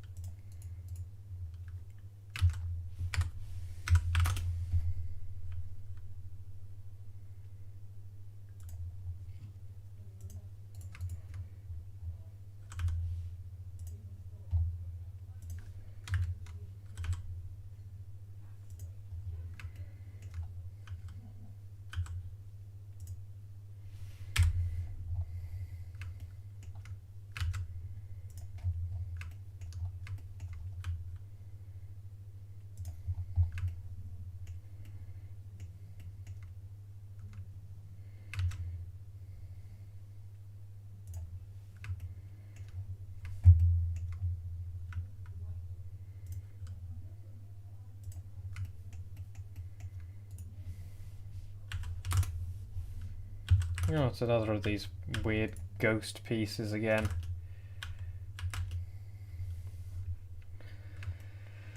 This whole segment just... it just went nah.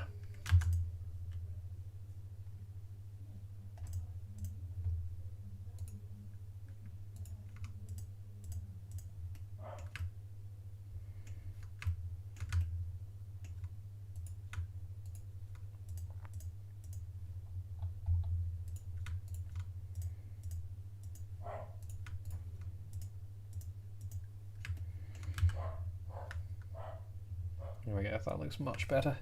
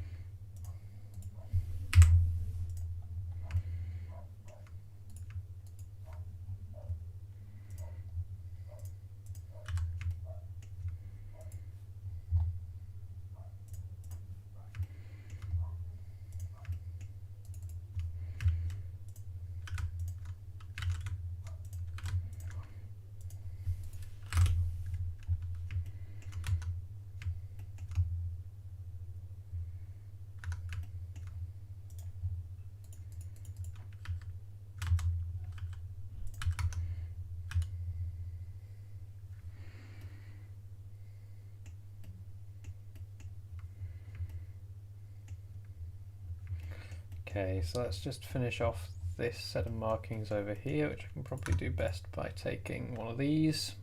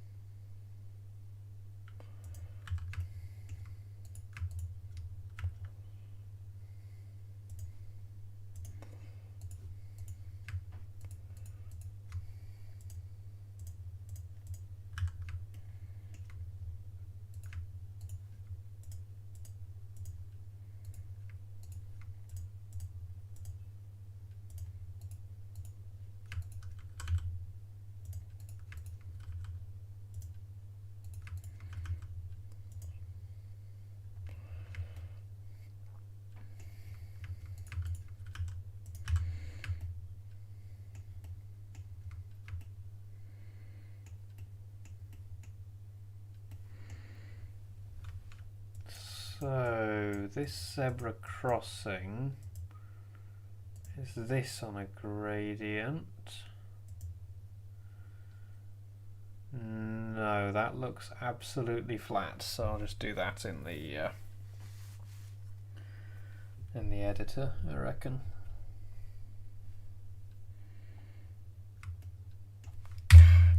Did it again. Never going to stop doing that.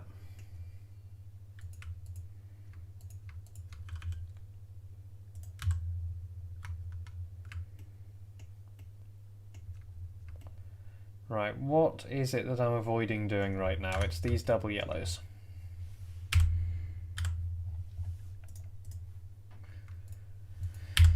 I'm sure I'll get a slightly more efficient workflow back at some point. Just need to remember how to do things well and quickly.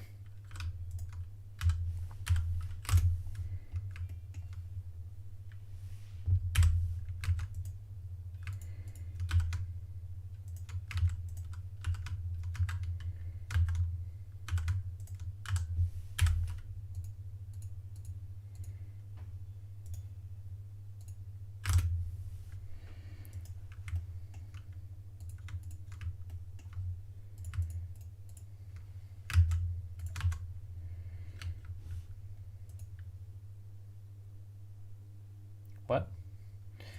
Is that not... this isn't flat.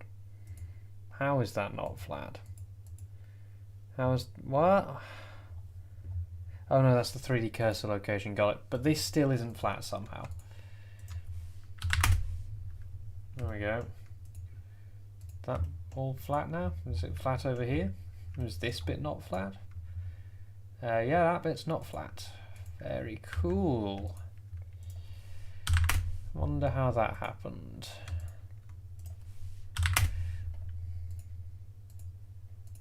Point 1.1.1.1.1. Yep, that's all fine now.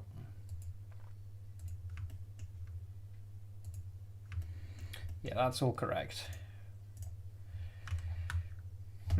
Wonder how that happened.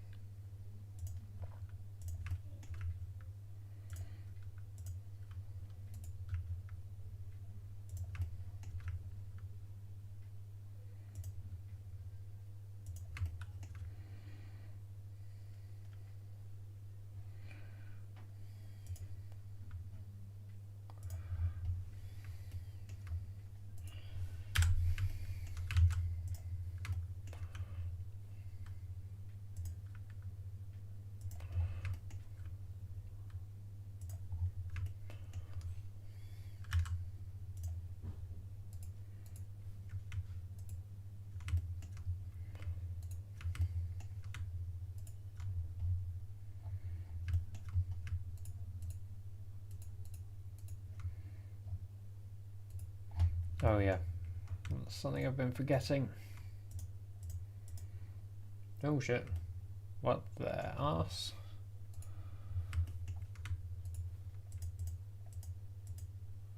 Huh.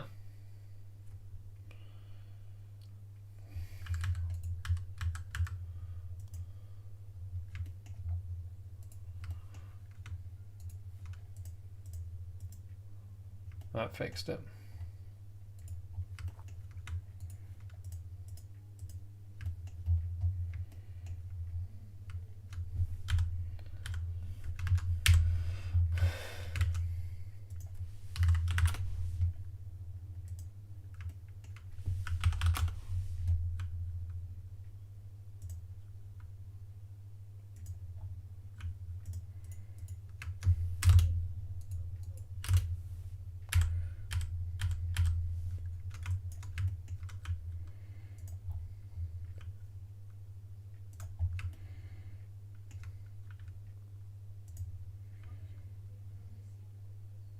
Yeah, that's close enough.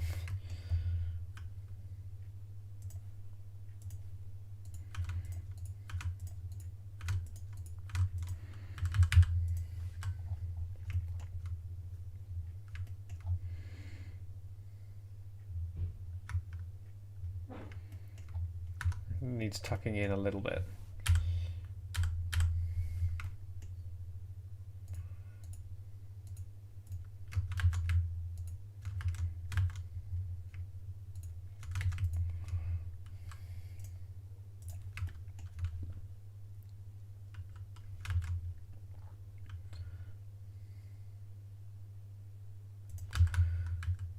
There we go.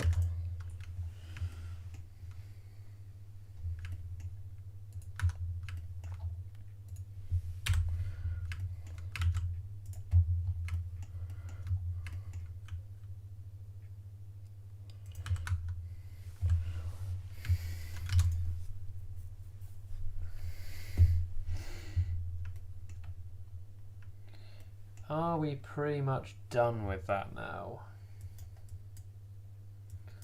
So the thing we're missing is the line on this bus stop.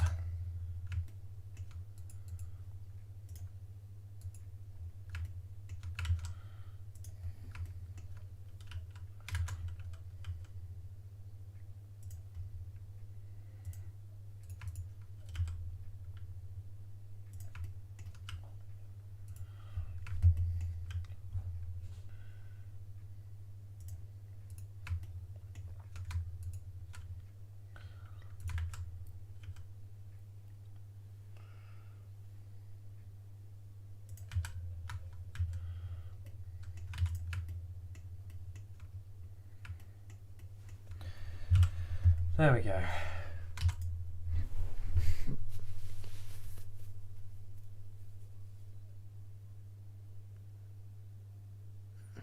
Scramble of smallish stones.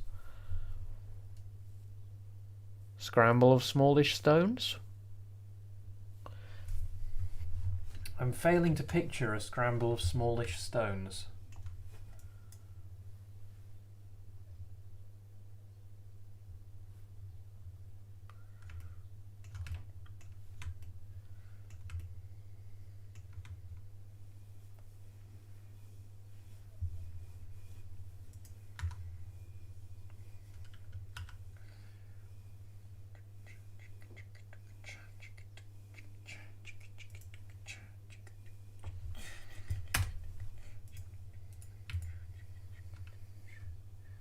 Just experimenting with something.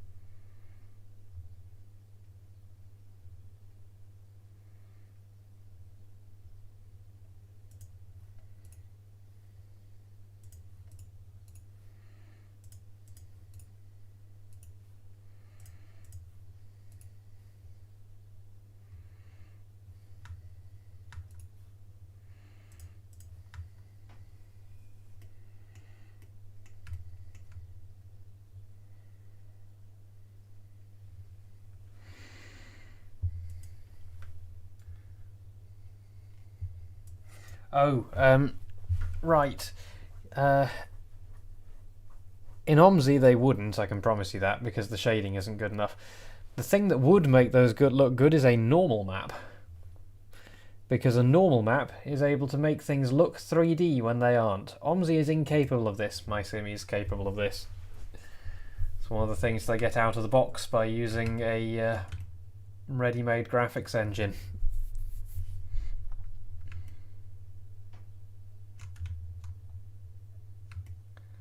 Right, so what else needs doing to this now? Because there is more that needs doing to this. I've got all the double yellows in. got the bus stops in. I've got some patches of dark tarmac in.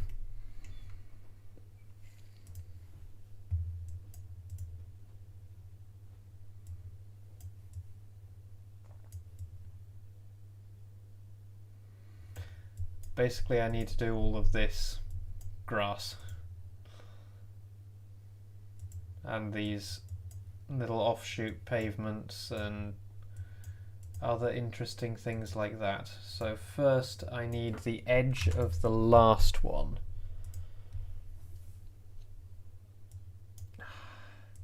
How does one make that go away?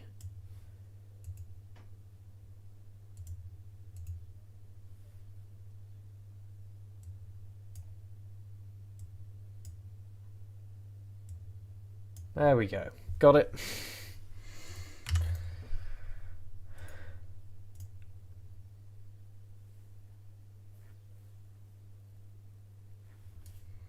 So the segment preceding it is Ramsey Road wheat fields.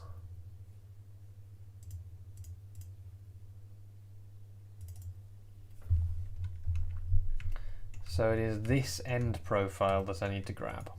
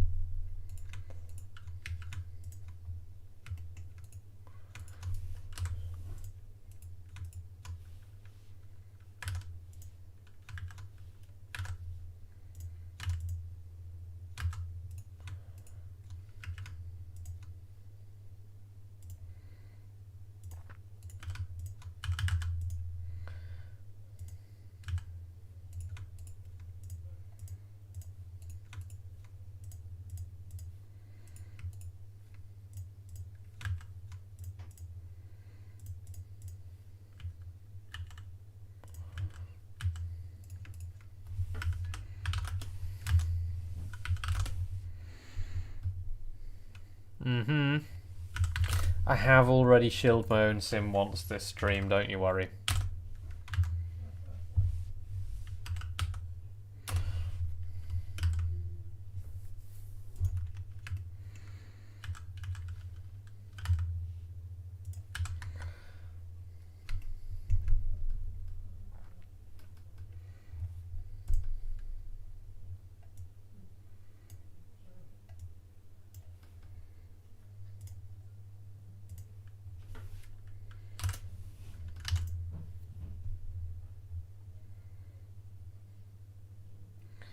So did I do this one with a...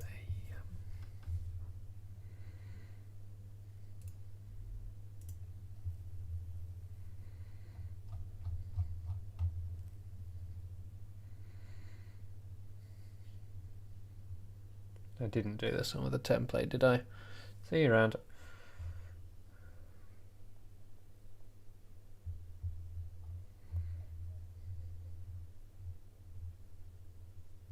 No, I didn't. Okay. Unless it's in...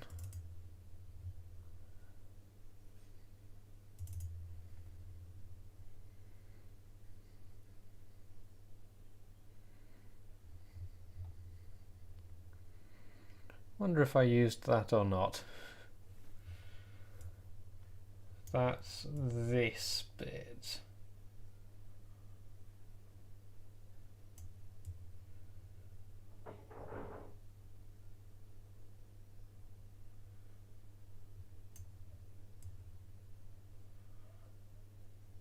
And I'm on this bit. So I think I was just measuring it by hand. Okay, so...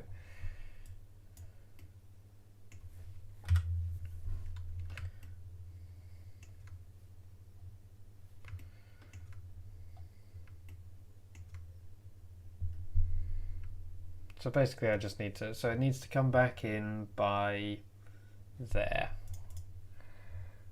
Got it.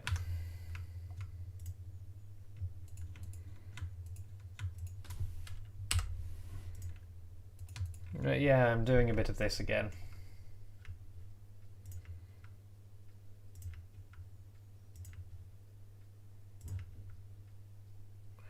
I basically realised that I haven't touched it for about 2 months. So here I am, back again.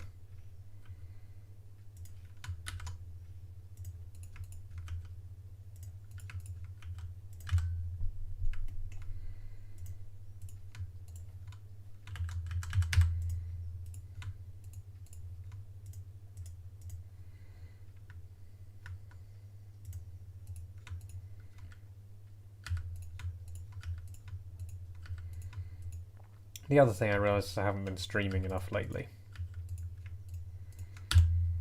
So I'm doing a bit of that again too.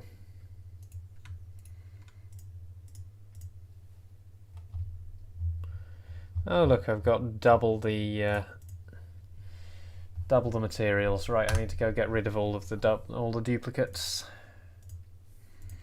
Bye bye bye bye bye bye bye. There we go.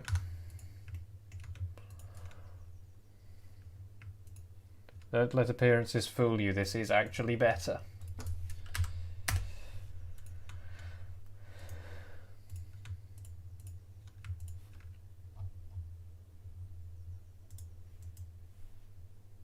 Not grass, asphalt light.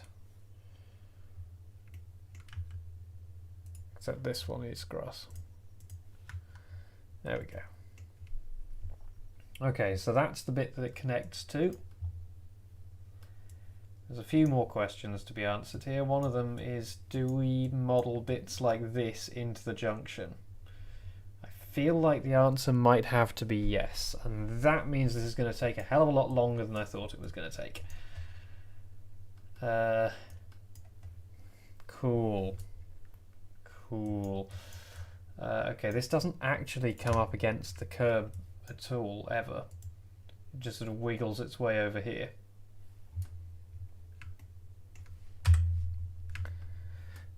Bet if I pull out a template from this, it won't be anything like the same shape as the junction that I've modelled. Oh well.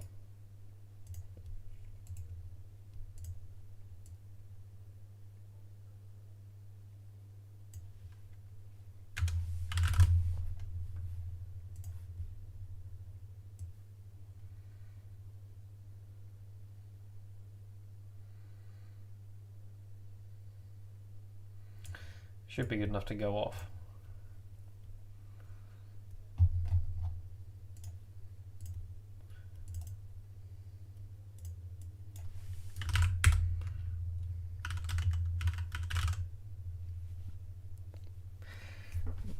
Do you mean the hydrogen powered one, or is there a new one?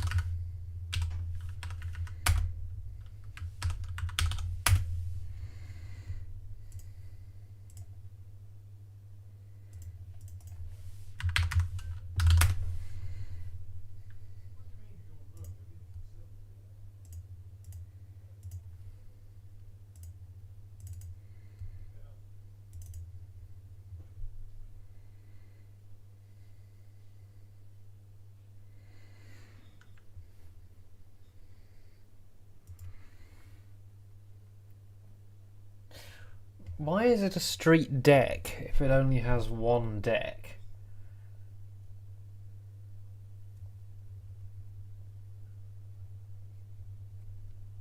I mean, I don't mind it. Looks fine.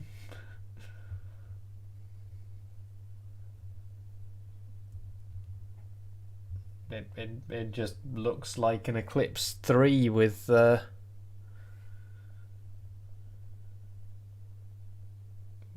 like a weirder rear end.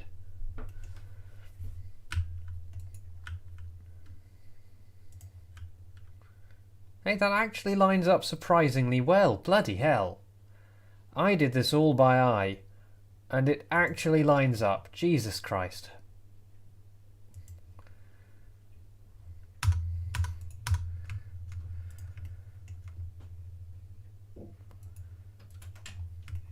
Hello.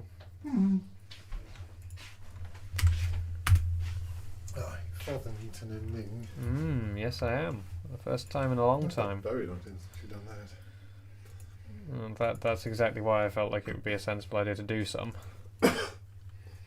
Plague. Yeah. I'm not allowed plague now. No. Especially I'm not being vaccinated till next Tuesday. Oh, has it been moved? Yeah, well I had to because I had a clash where I couldn't do it at the same time. So yes, I have moved it.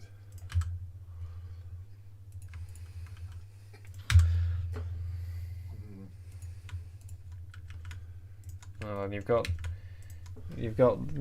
2 more weeks to not catch COVID, and 1 more week to not catch COVID. Yeah, that's the issue. It would have been a bad decision to get it in the meantime. So this is blender junction making. Yep. Just a bit of a long and arduous process. Yes.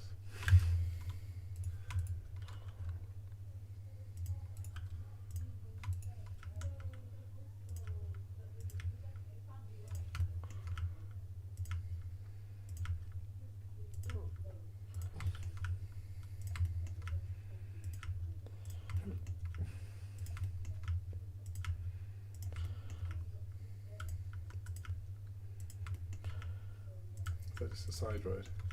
This is a footpath. Okay.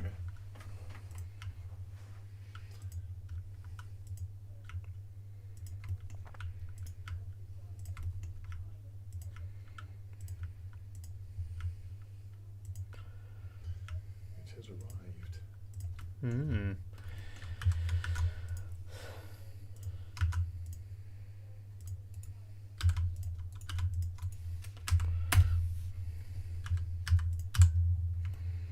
There we go. Good Lord, that's a big junction. One of many. Mm. They take a while to make.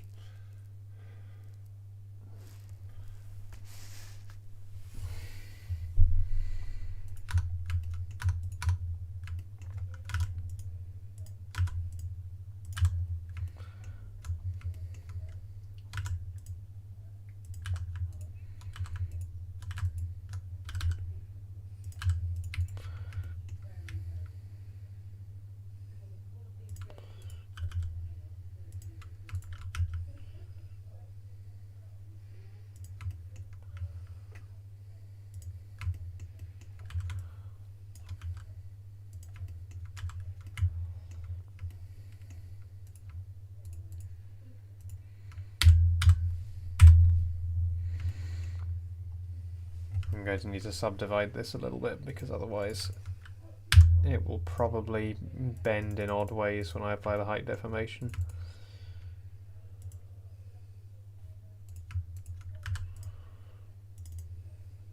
There we go, that should do it. No. I don't think so. Are you suggesting that nobody else will buy one?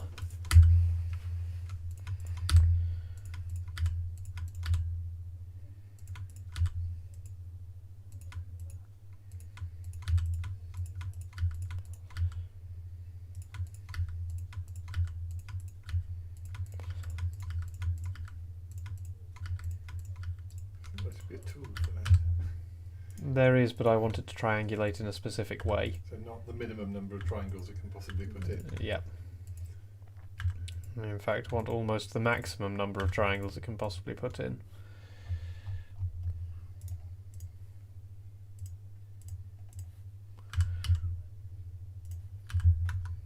It doesn't matter that the grass looks a bit off. And doesn't wave and have shadows. Yes, I know, I do kind of question coming back to OMSI at all. The more immediate thing you can do. Yeah, no. That's Other than assassinating people who are making the bus. no.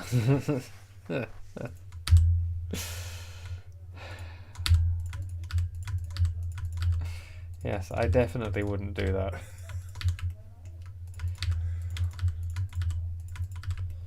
And again, I want this triangulated in a very specific way, so I'm doing it by hand.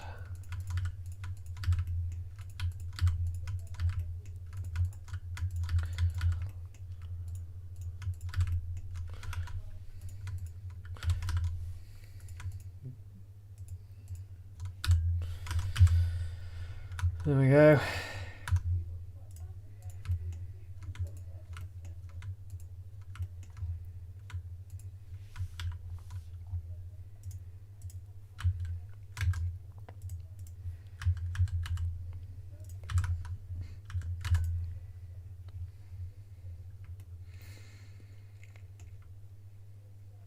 So then I need to add in the end of this road as it will be visible.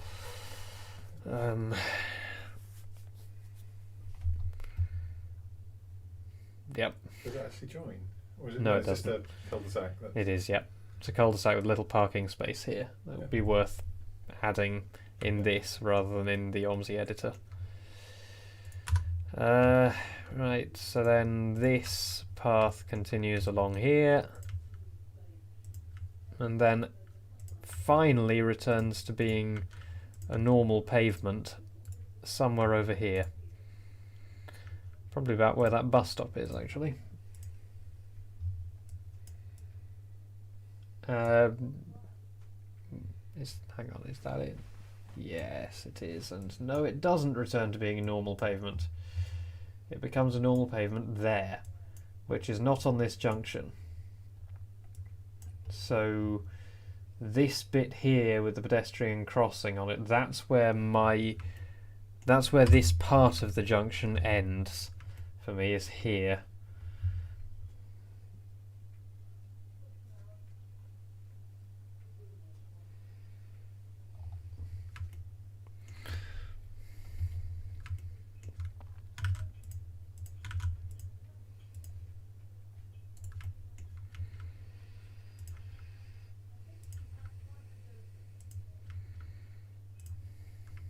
There'll be enough distance. No, thanks for the follow.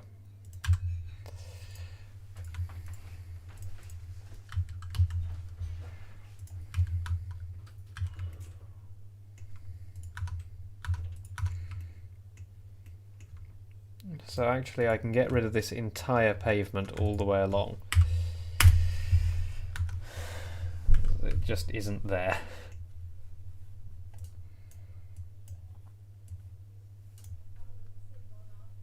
And then the bus stop is just sort of an extension of somebody's driveway.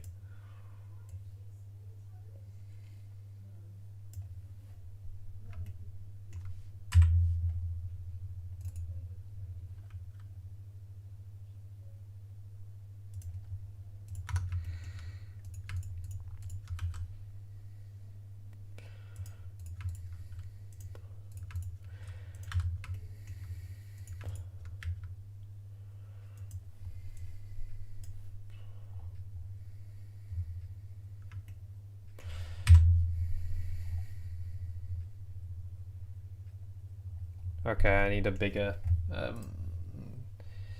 top-down view, don't I?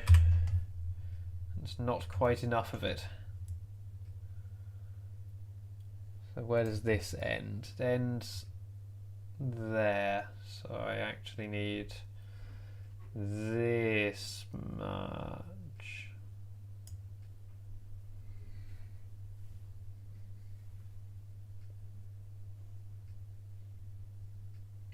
I think. Let's just finish off the stuff on this section, then we'll make a new section and we can deal with it from there.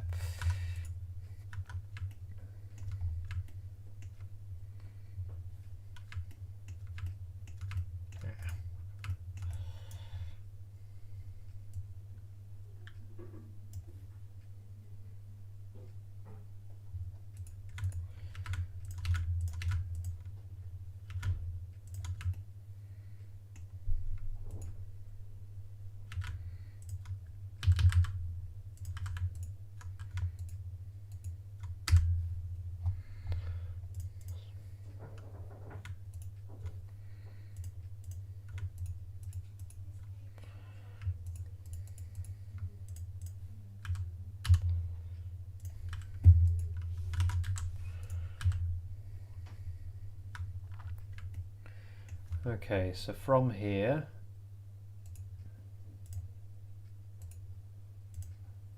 $37 meters. Let's get the measuring cube out.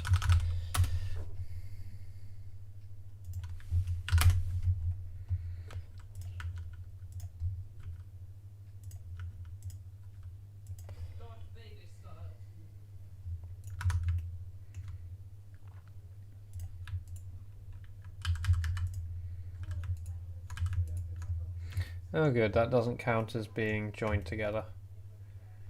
Oh, I think I know why. Yeah, okay, that's fine.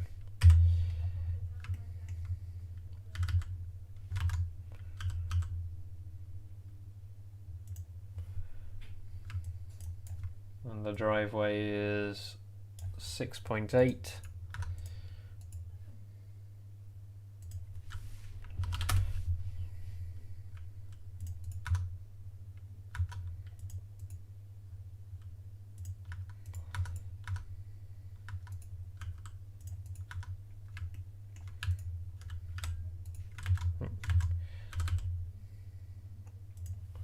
And then 8.9.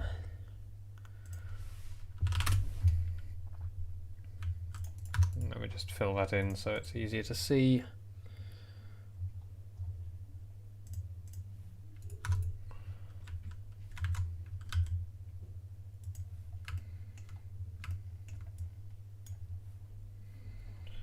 And then 5.5.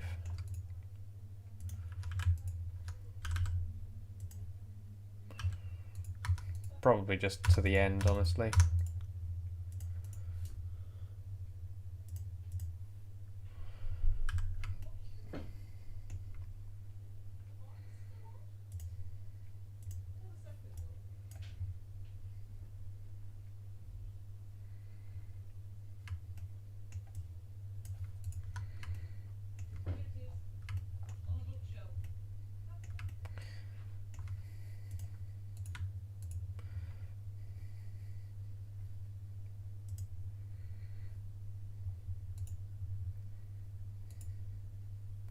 What height have I been doing? What height have I been doing drop curves? 0.15. Okay.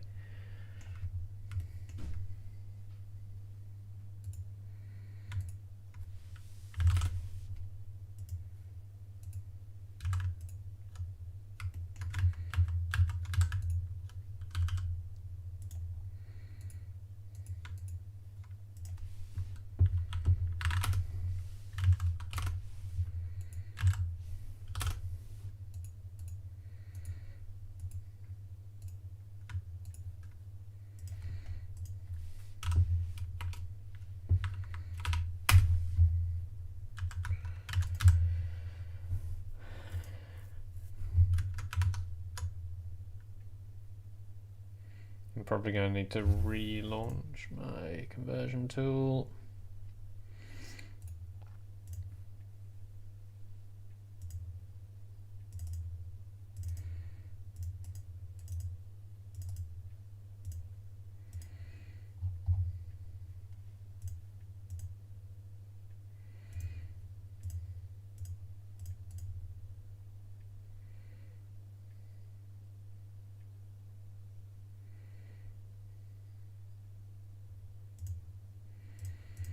Okay. So that means I can now safely drop this.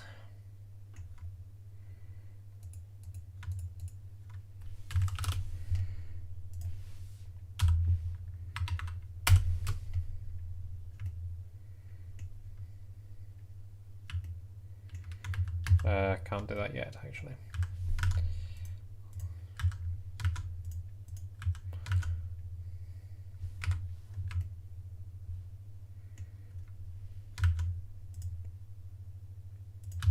There we go.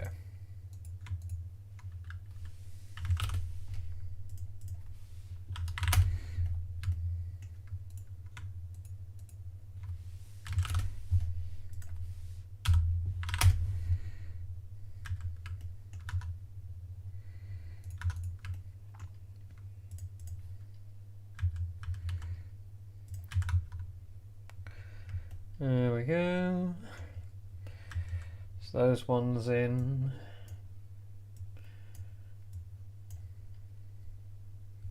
That whole area there, I'll just do in OMSI. This bit here is probably best off done in Blender though. I'm sure that's somebody's driveway, isn't it? Yeah, but meh. Oh, does it have a... yeah, it has a pedestrian drop curb opposite it. Okay, so it is worth bothering then.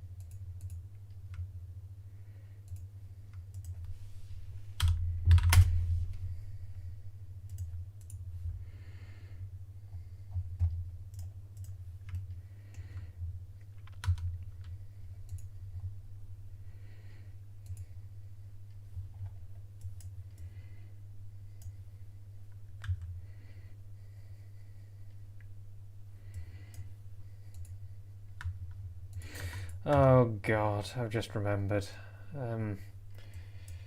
Tactile pavers. I don't wanna. I don't wanna.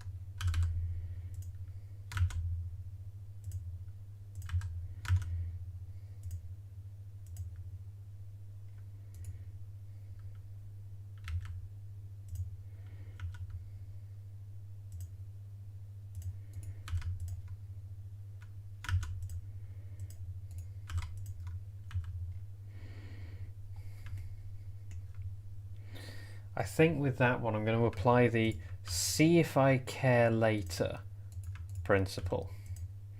I'm going to not bother doing it now, and if it bugs me later, then I'll do it.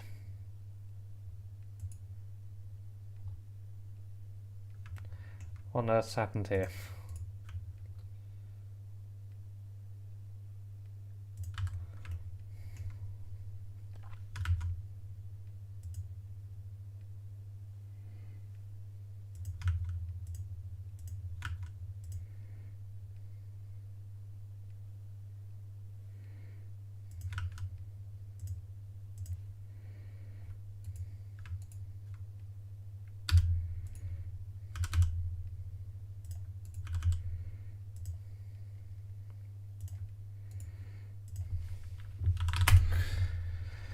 There's a lot of the time details that look very important while you're sort of zoomed in, focusing on them, turn out to not actually really matter at all.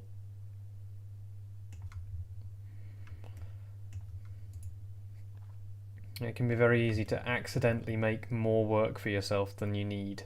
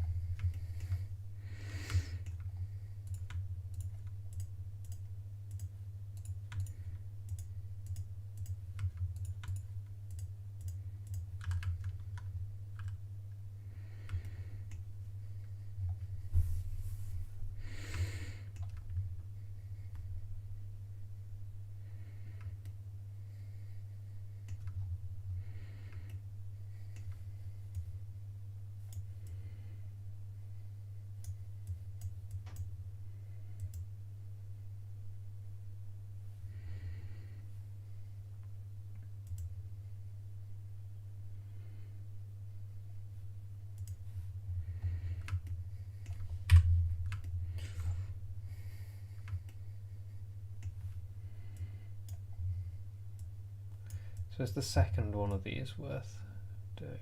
No, I don't think so. I think that's just behind a wall all the way. Yeah, that's not worth doing. This one is, though. Oh, good, it has a path that leads off over there as well. Right, cool. I guess we're going to make that too.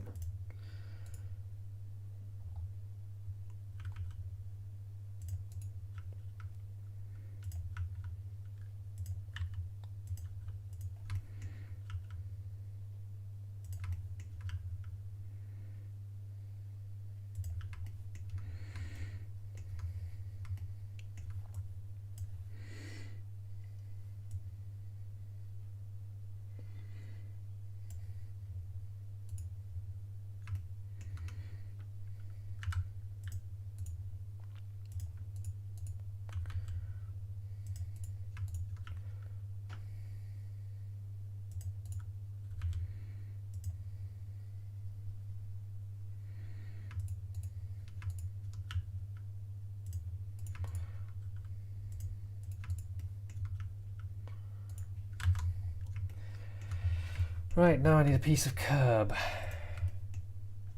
Piece of regular old unmolested curb.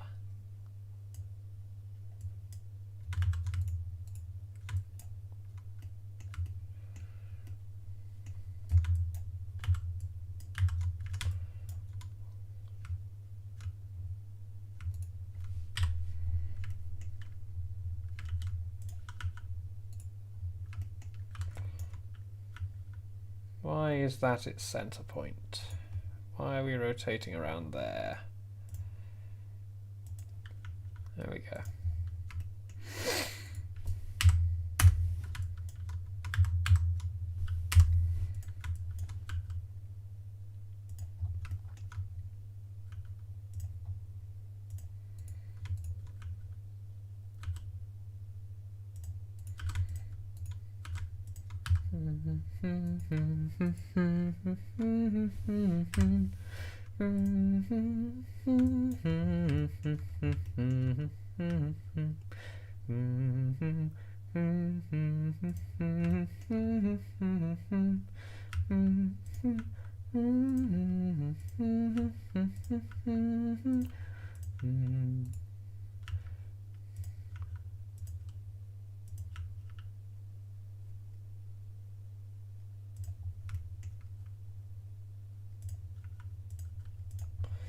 One of these side roads which really doesn't matter in the grand scheme of things.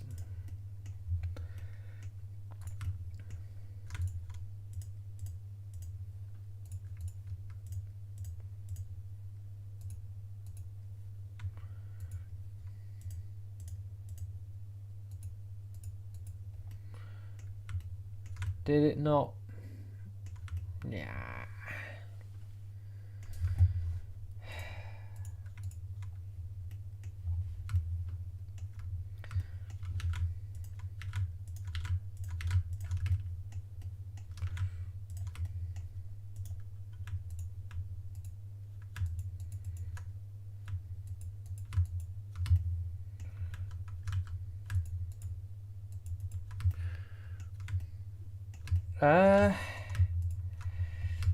What do you mean by complete? How long will it take me to complete this junction? It normally takes about a day per junction.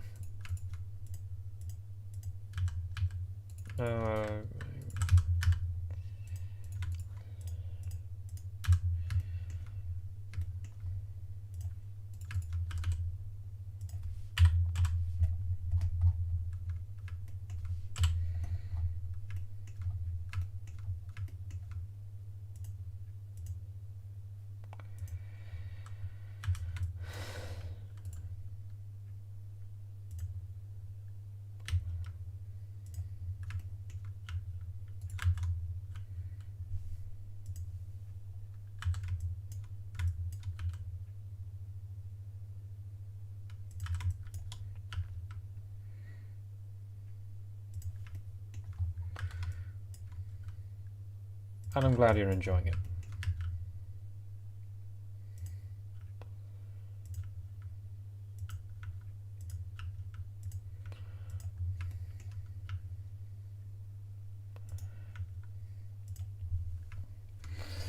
It is nice that there are people out there who are interested in what I'm doing.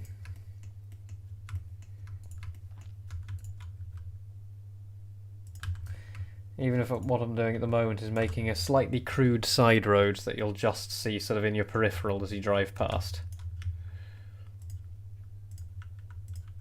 So that's why I'm not really putting much care into this bit, is this bit you will barely even see. So there's no point spending too much time on it.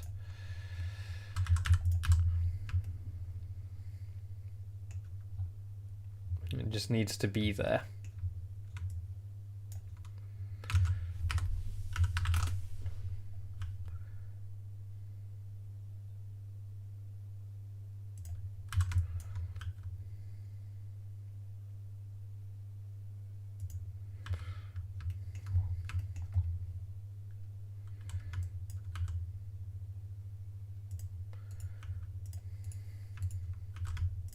It would be nice if I could have music on the stream, but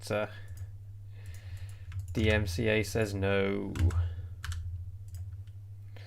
I'm probably already going to get copyright striked by the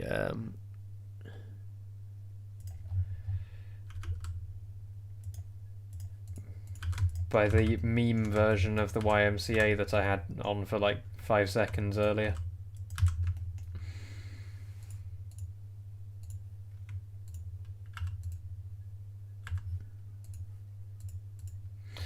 A lot of maps aren't made this way. Most maps are made purely in the OMSI editor, but I'm doing it this way because it gives me a lot more flexibility with how my junctions turn out. This is how London was made, and Hamburg, Berlin, all those maps. The result of it is a typically better looking and better optimized map than doing it the normal way, but it does take a lot longer, like a lot longer.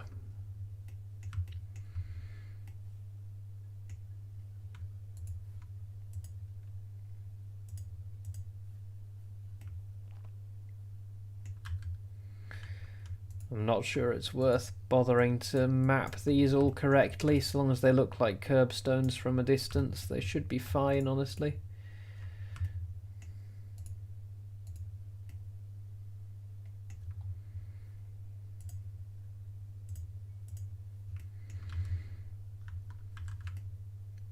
Yeah, that'll look fine, I reckon.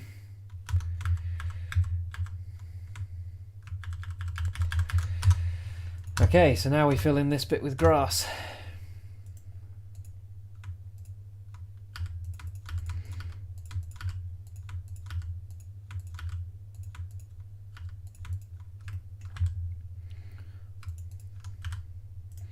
Yeah, if it takes me a day per junction on this relatively small map, then imagine how long London took.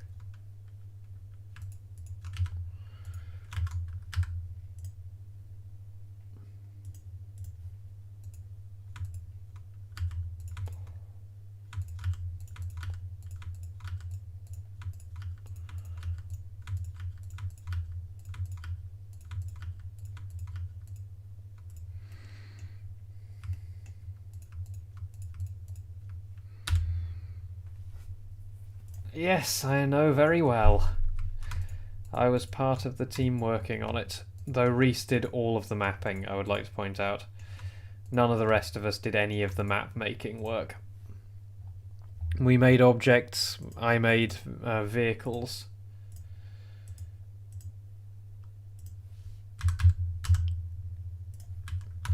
But Reese did all of the map making work himself, including all the junctions.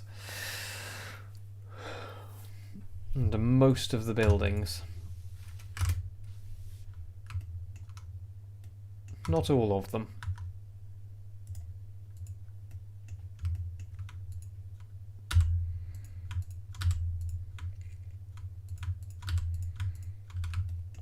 I was actually in charge of the release day of it, where things didn't quite go as planned. That was a frantic day.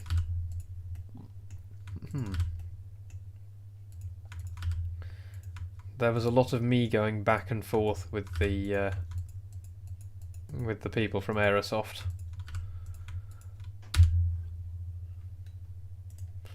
Yeah, basically Reese had made some fixes for one of the vehicles at the last minute, which turned out to actually break it, because he hadn't actually been able to test it. So I had to roll that back. And then we rushed through trying to fix as many of the problems as we could. All while Reese was asleep.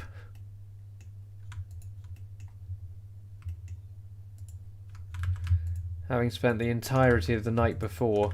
I honestly, I don't know how he could have slept.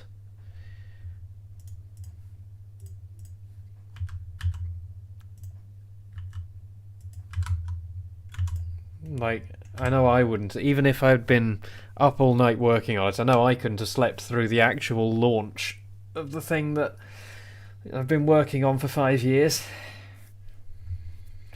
I would definitely stay awake for that.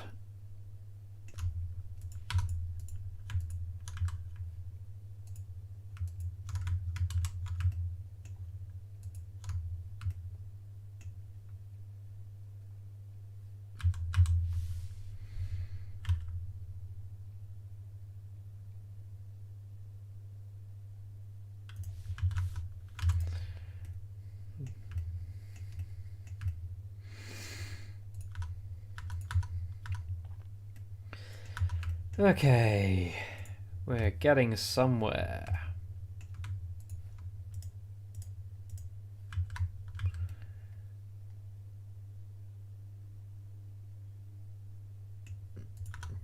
And I am strongly tempted not to bother with doing the tactile pavers here, because you will pass it at speed, you don't stop near it. It's just in your peripheral vision, and I have to convince myself that I need to not model everything perfectly, because I do not have enough sanity to be able to do that. I thought I'd just fixed that.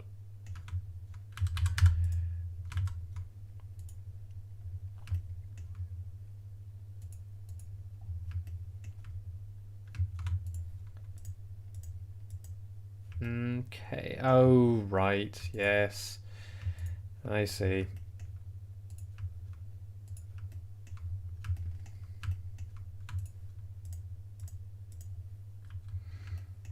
There we go. Oh no, I'm not going to be allowed to get away without tactile paving those now, am I?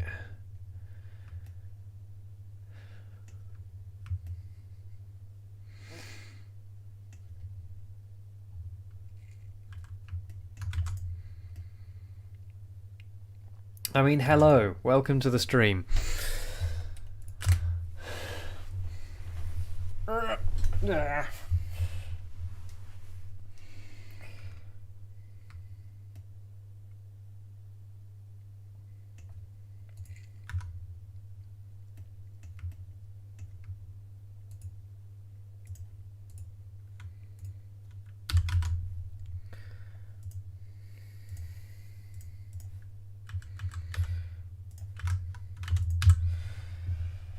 Oh, come on, brain. I have been doing this for about 3 hours now. This is the point where my brain tends to start failing me. Right,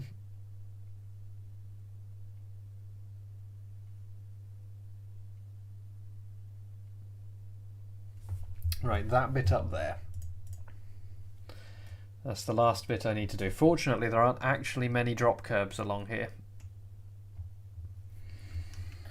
So what I need is a screenshot of this area with the labels turned off.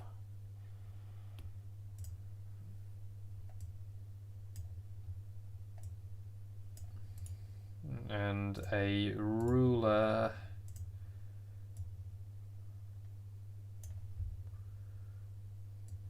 So that's the bit I need to go to.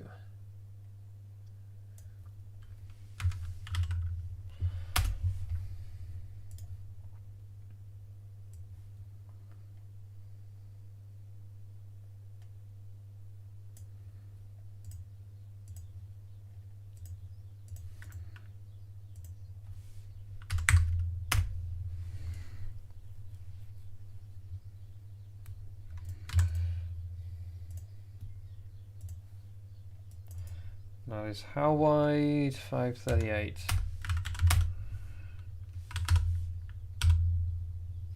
Oh, sorry, no, it's 855.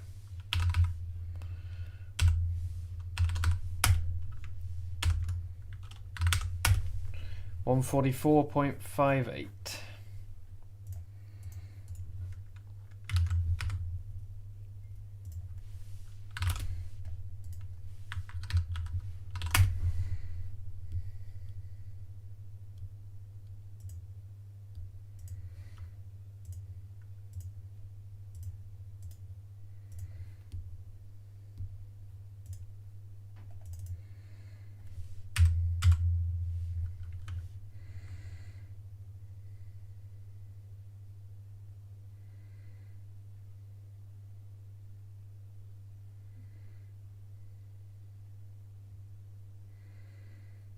That is correct.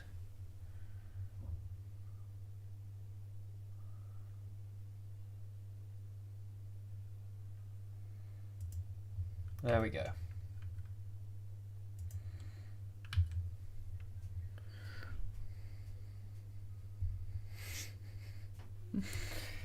Hello. I'm going to have to get a snack soon. I'm hungry. I haven't had lunch. That might not be helping.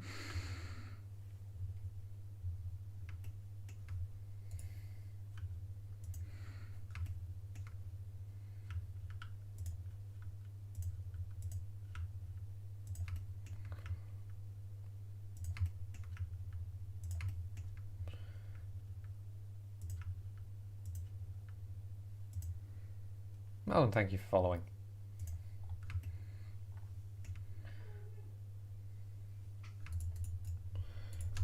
So, fortunately, this bit is not today's problem.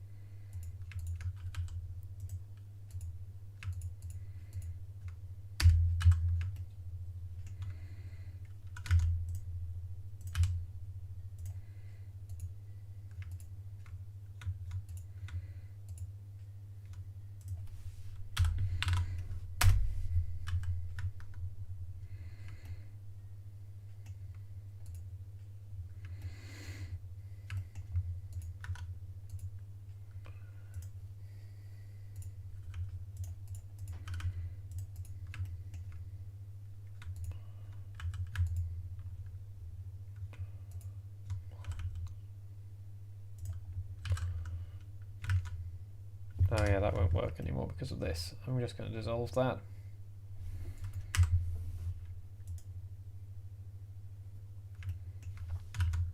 It's just going to make my life easier for now.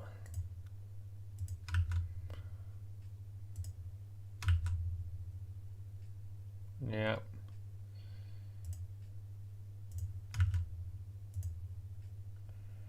There we go.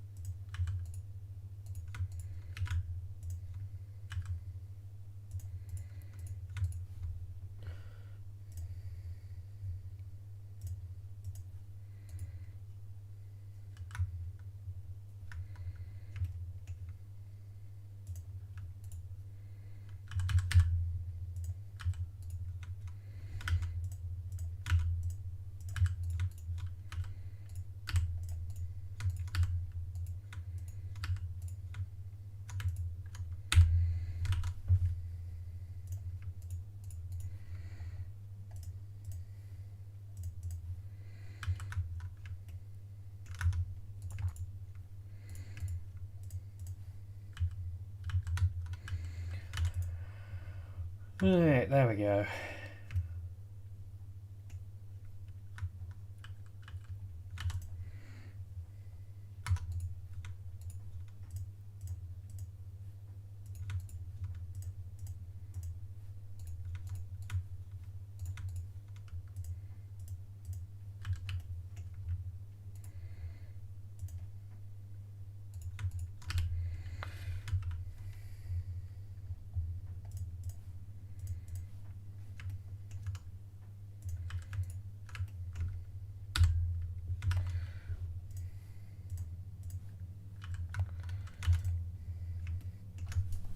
I think we're getting close to finished with the model, and then once we've finished with the model, then we need to do all the AI pathing, but I'm going to have a break before doing that, or possibly I'm even going to do it tomorrow, because I've been staring at the screen for 3 hours and that's not very healthy.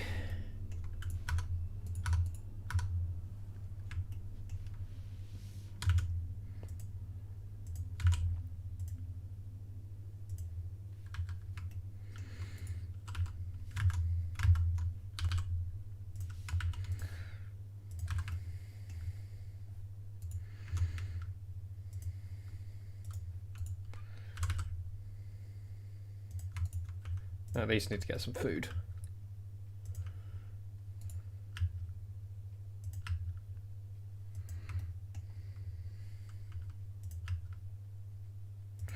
You'll be one of many.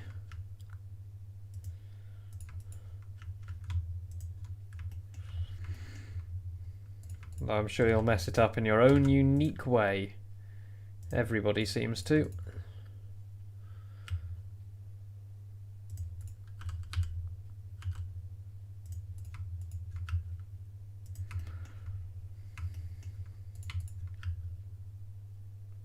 We frequently get some interesting ones on the download center.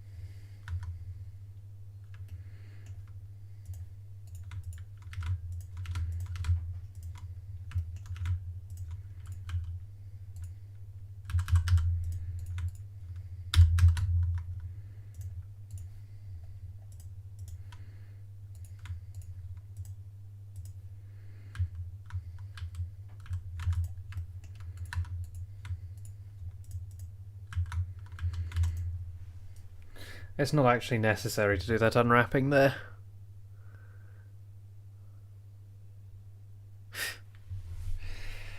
No, of course you wouldn't. My bum's gone numb. Right, well.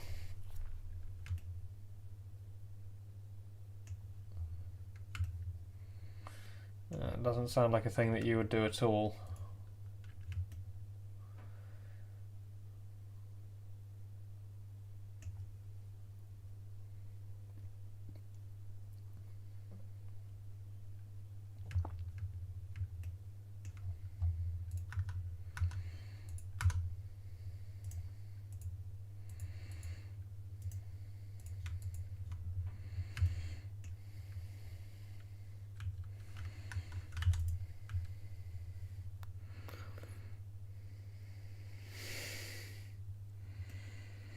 It shouldn't be on my end because I have 0.0% dropped frames. I can't tell you.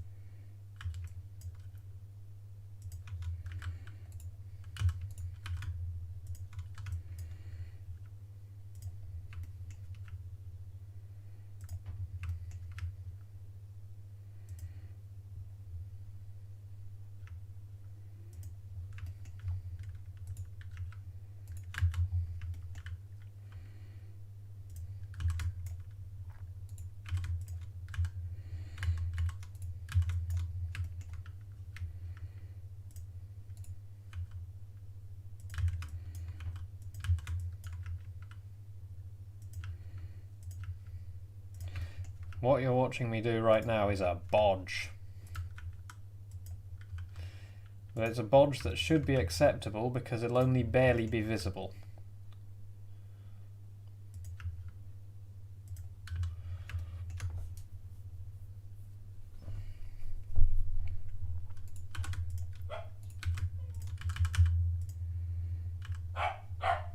Sometimes the right solution is to bodge it.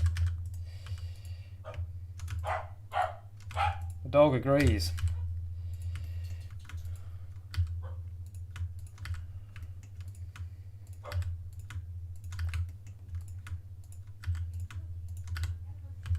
There you go, it's got the dog seal of approval.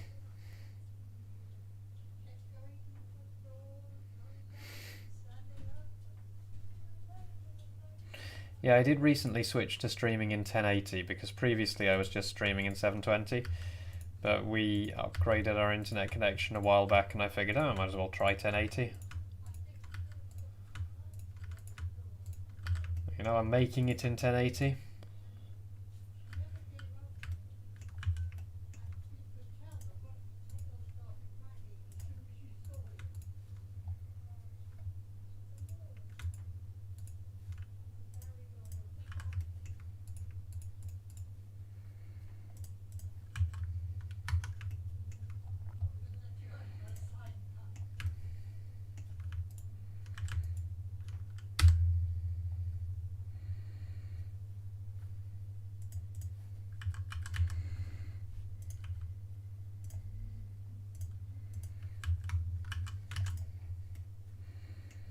There we go.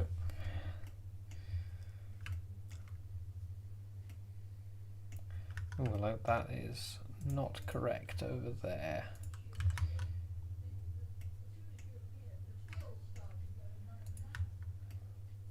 Ah, yeah, I know what's going on.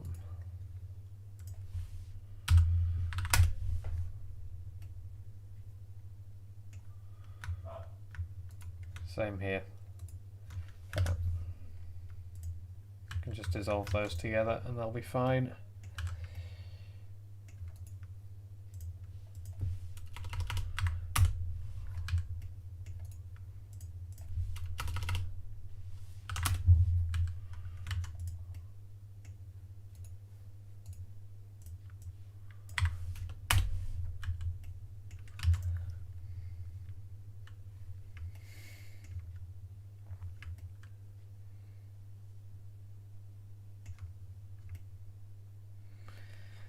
Okay. Oh god, do all of these have driveways? No. Yes, yes. They're just hard to see. No, they don't. That's just paths. That's fine, then I don't need to do anything with those. Right. What do we reckon? Is that done?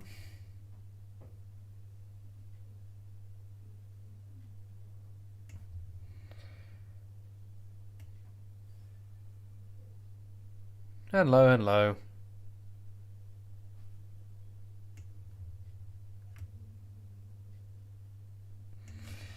Yeah. It was time to do some more of it. I haven't done any for so long.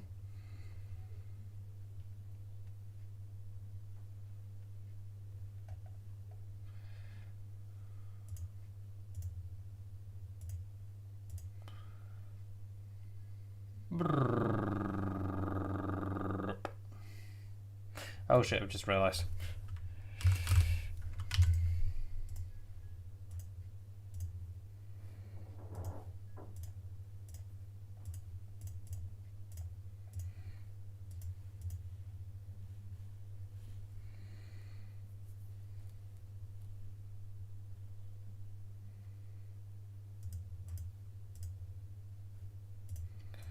I think that has crashed. Oh no, there it goes. Well, stupid stuff like making your ambulance drivable. So, that's a thing. Vehicle making. I am intending to use a vehicle physics package that I've paid for as a basis for my vehicle physics, not as the entire solution. But it already comes with a lot of stuff sorted out, so it would be nice to be able to build off something. I've played around with it and I'm quite happy with how it works and how it performs. One fun thing that it has is it has an auto vehicle setup system, where what it'll do is it'll look at your model, and if you have a part of the model called wheel front left, it will go, I reckon that's the front left wheel, and will automatically set up the wheels for you.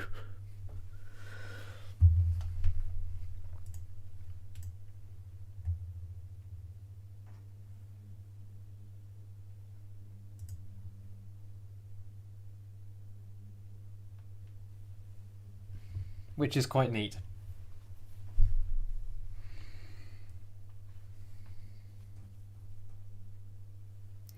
What was I about to do?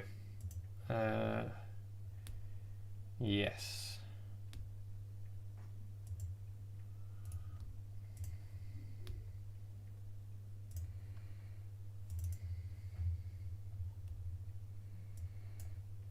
The other thing is, I figure the best way to do user scripting is just to let you write stuff in C# because it's an incredibly powerful object-oriented language. Just drivable ones. I don't know how I want AI vehicles to work. I'm tempted to make AI vehicles set up in a completely separate way to drivable ones, to encourage developers not to make drivable vehicles into AI vehicles, if you see what I mean. Or to encourage them to make more optimized versions for AI. Because if you can make a drivable vehicle and then just use that drivable vehicle as AI, then you have a really over-detailed, performance-intensive AI vehicle. But yeah, that's a long way down the road.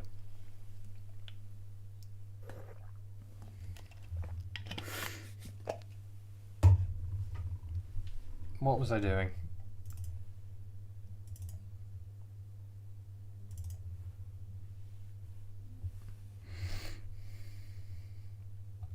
I just did. I'm ahead of you.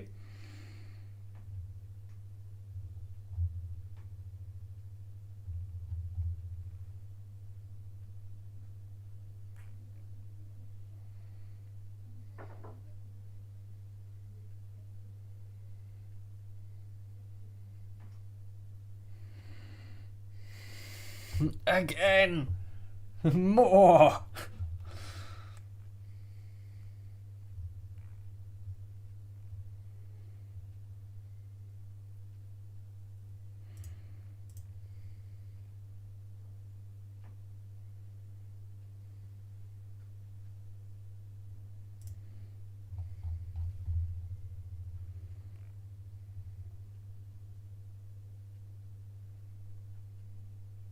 Okay, it's not in here. Very cool. Let me just relaunch this because sometimes it seems to go wrong. If it's been open for too long, it seems to go wrong. I don't know why. Yeah, it didn't manage.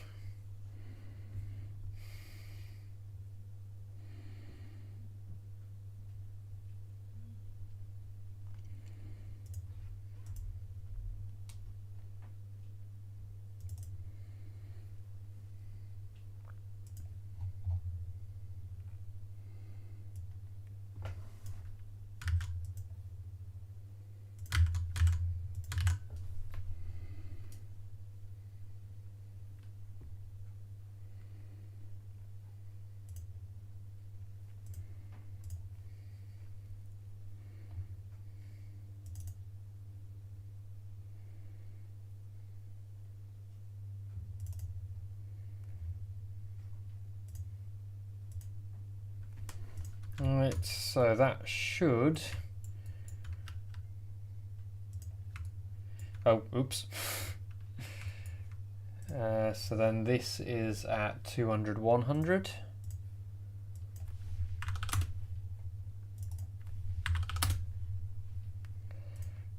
And then I just need to do all the height deformations and stuff. That's... Right, yeah. That looks pretty neat to me.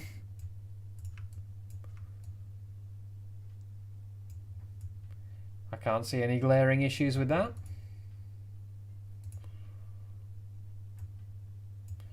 Aside from this, which is odd.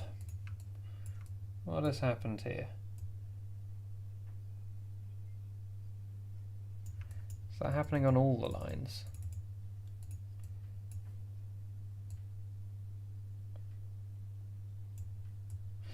Oh, right. The yellow and the hatchings must not have their transparency definitions in them. Yeah, it is, isn't it?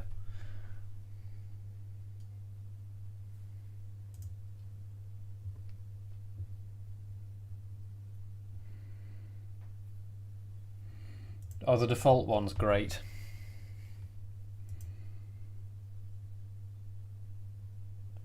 So yellow.dds0 should be metal alpha 1, but...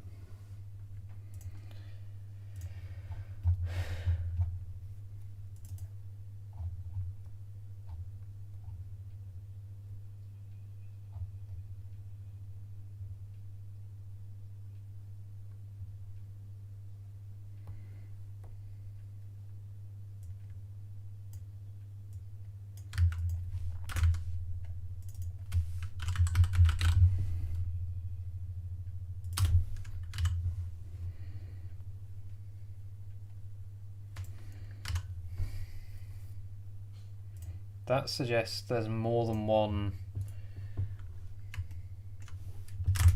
yellow in the world of this scene.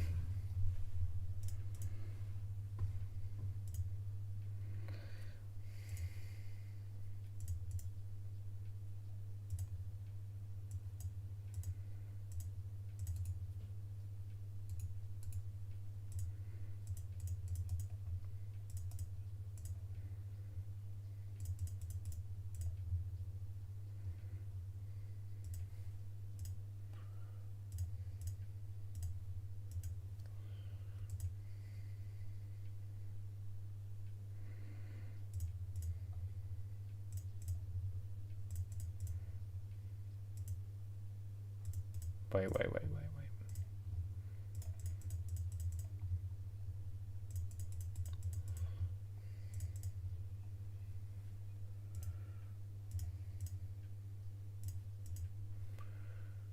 Okay, now there's a bunch of orphan textures.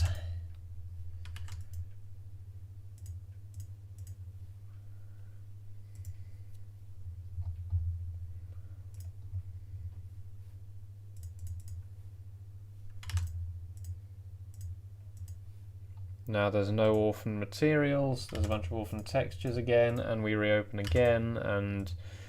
Okay, so those ones, it reckons there's something holding on to them.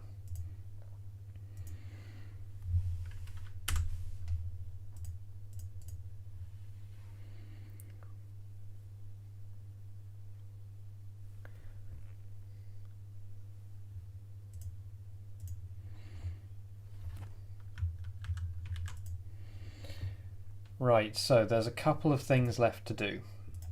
Let's do one of them now, and then I'm going to have a break.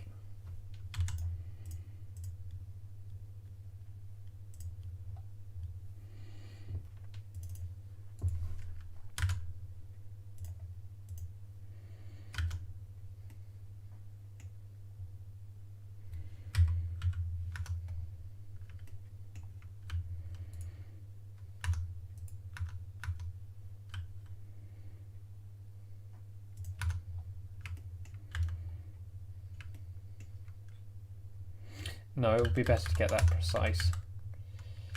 So I need to open the editor again.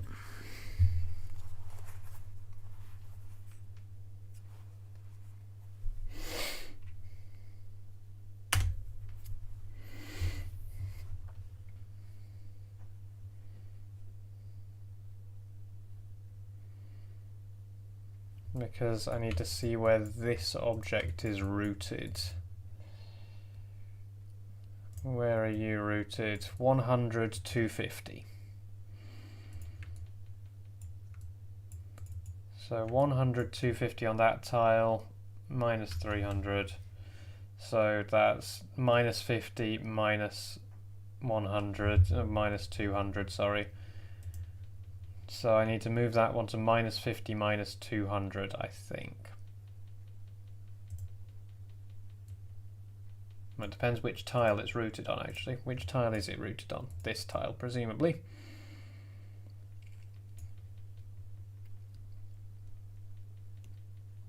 I'm going to guess it's there.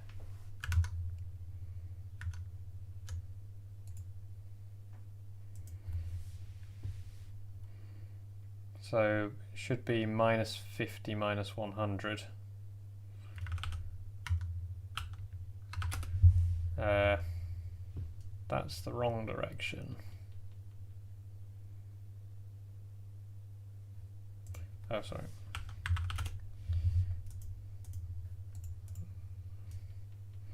And then we've got the 100 and 200 offset here. So the total X offset, 200 plus 200, 400. So the total X offset is 400, except the X becomes Y because of course it does.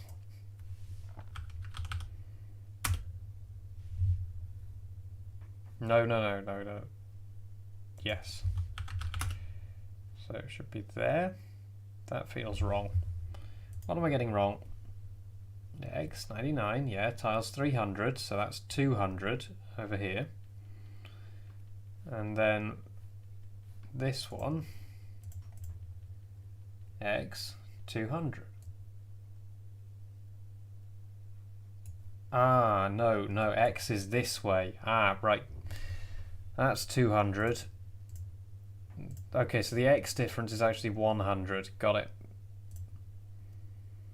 Sorry, I just need to get my head around coordinate systems.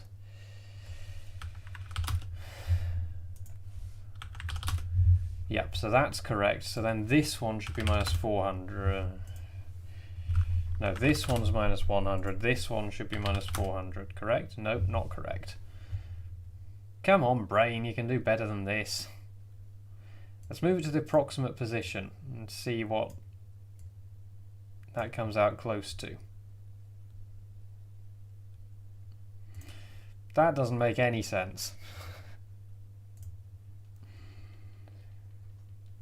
200, 100.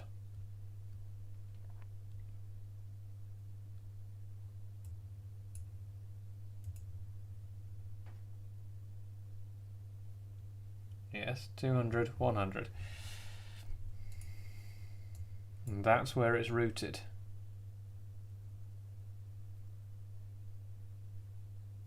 So the origin is there. Yes. Now to get to the origin of this, down there, X 100, Y 250, so that's there. So 150, 100.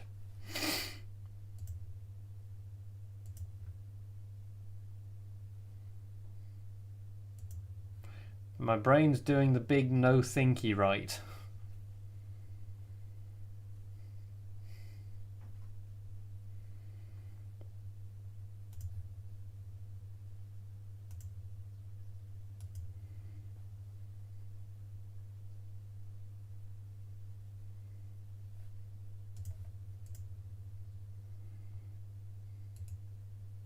Yeah, 150, 100.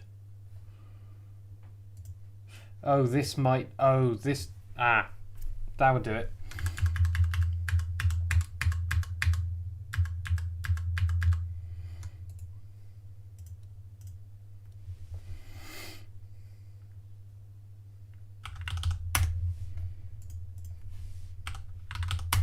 Got it. I figured it out.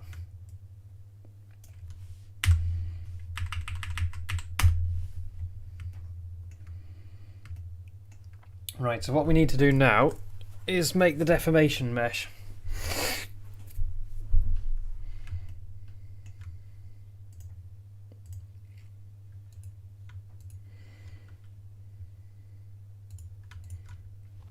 So what we need to do in order to do that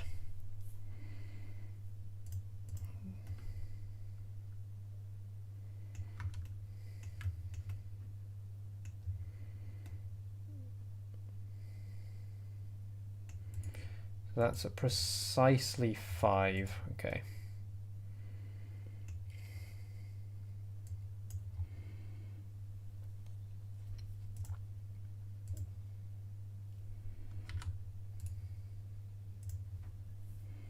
I need Google Earth.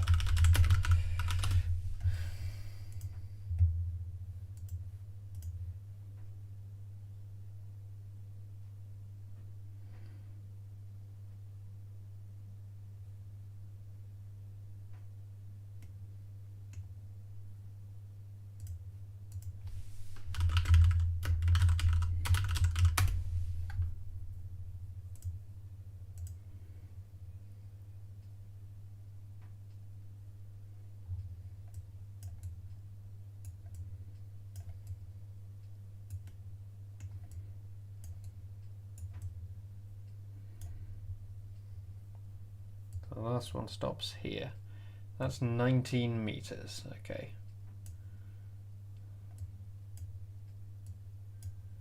Reckons it's 19 meters all the way along. It goes down to 18 at the other side. Okay, got it.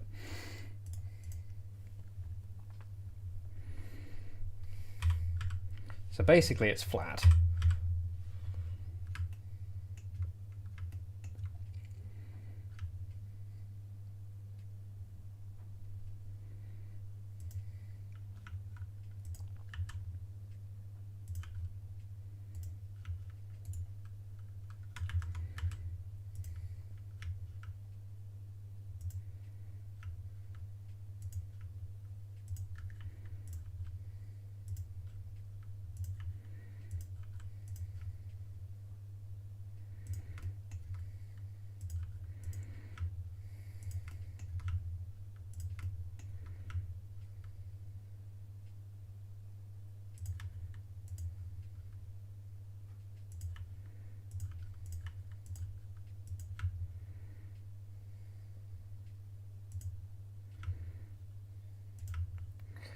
This end bit is definitely flat. No, I'm going to call that flat as well. Now this bit down here is not flat.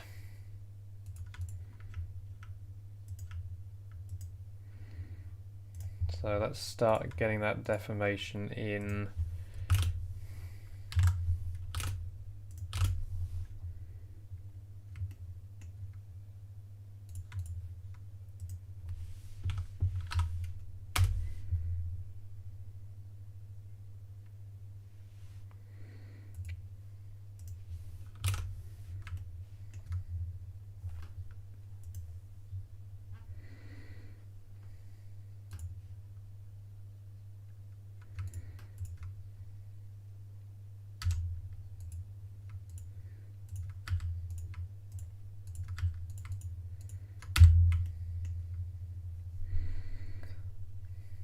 Okay, that should distort that back up to the right height relatively smoothly, I guess.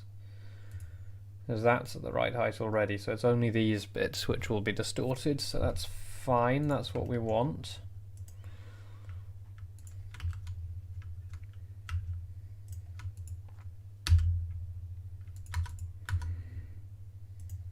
This is what I was afraid of.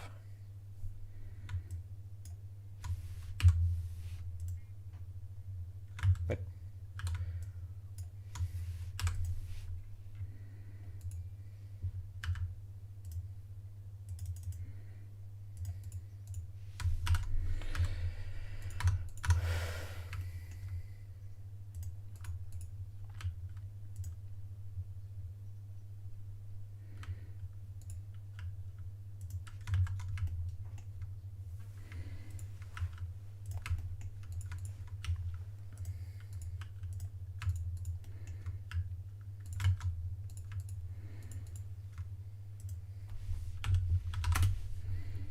so is that minus 0.5, do we reckon, or is it a bit more?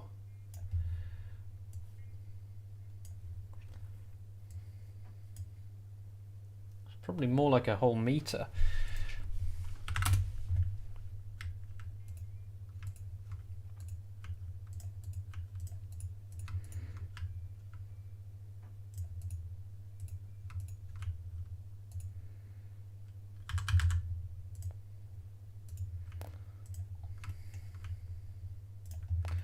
So then that means that this whole area is down a meter.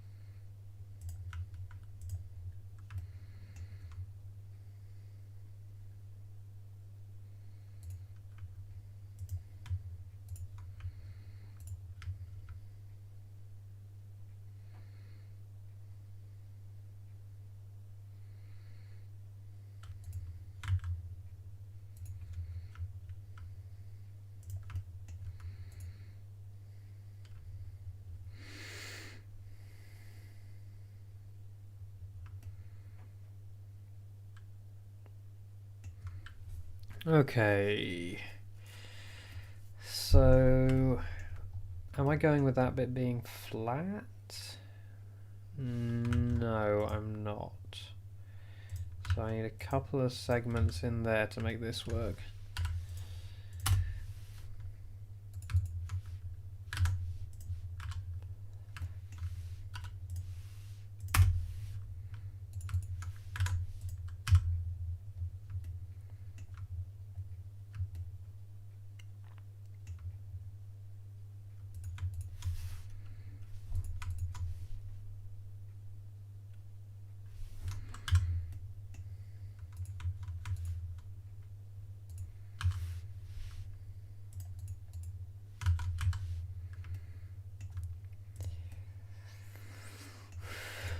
And then this whole bit is quite steep on the left. Okay, quite steep, you know what I mean. There's a hill.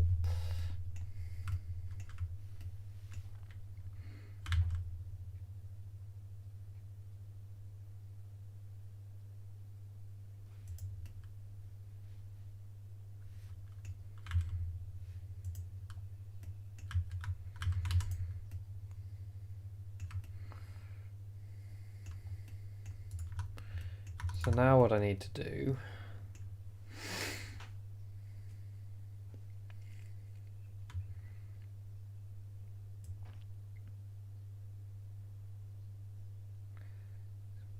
basically raise this bit in the middle up a little bit.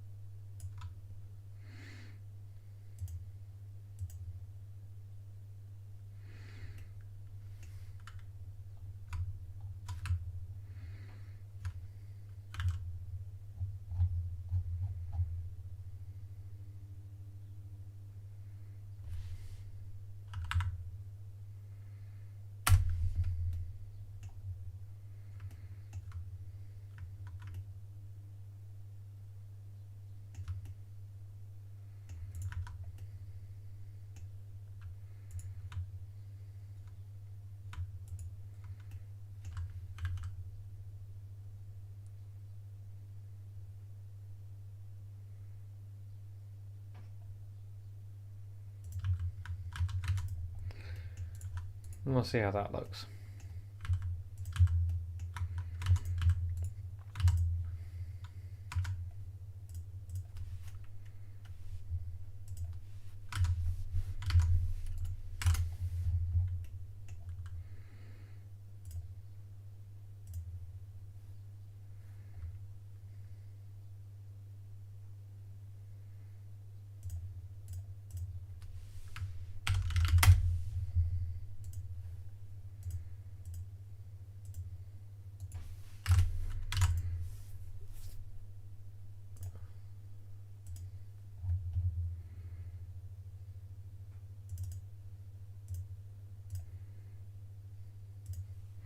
Okay.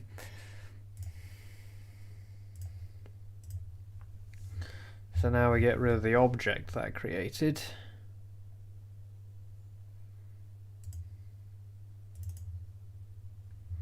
Mm-hmm.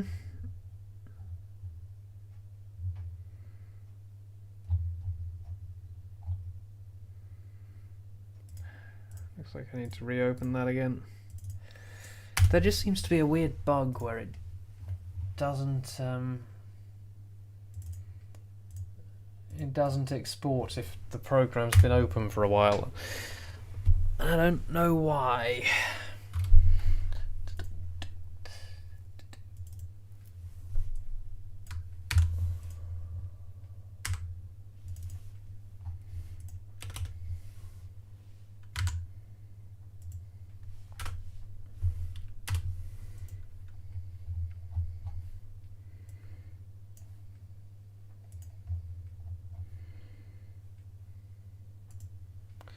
So it's not the daycare one, is it the King's Hedges? Does that have it? Surface, fixed, abs height, all of that.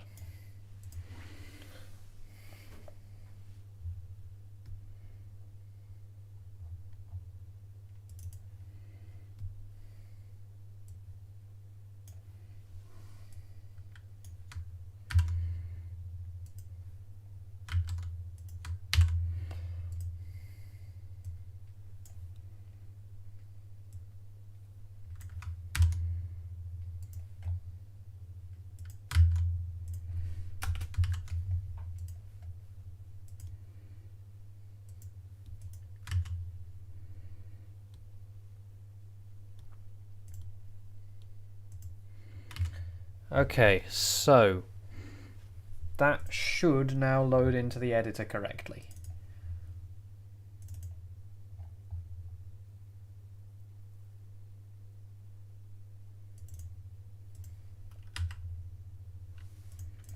Are we looking? Okay, we've got the height going on over here. Very nice.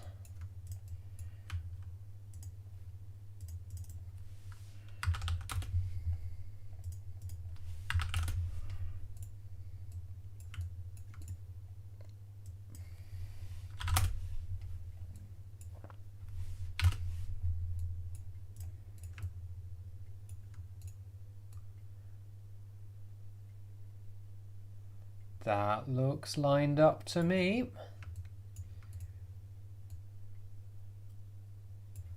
I reckon we might be onto a winner. Just put that away so we can see more easily.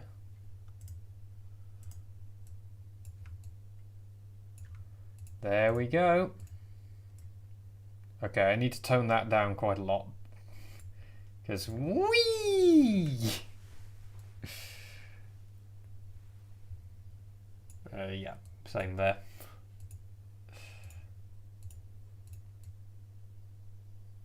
But you know. Yeah, I need to tone down everything over here quite a lot. That's come out really well. I'm very happy with that. I've missed a drop curve here. Oops. Okay, so a couple things to fix, but generally it's come out really, really well. Okay, I need to fix that as well.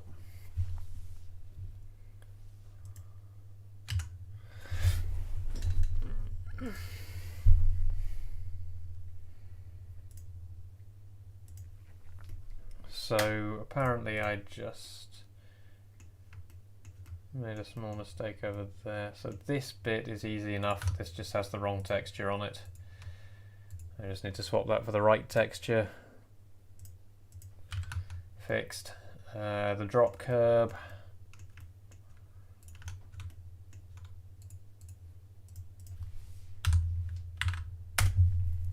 There you go, that's that fixed. Get that properly as well. So that's that bit fixed. The deformation mesh bit.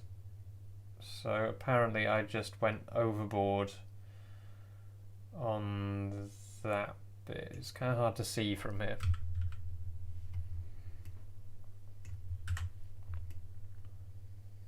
Yeah, that's just too much.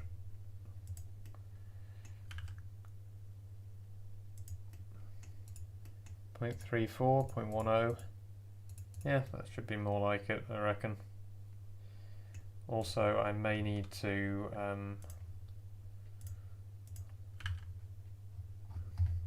just dip this bit down a bit.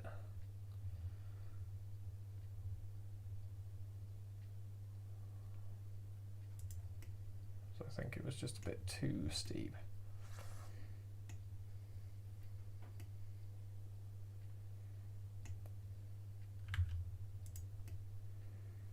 In fact, this whole thing is probably just a bit too steep. There we go. It's quite hard to tell out of context. Right.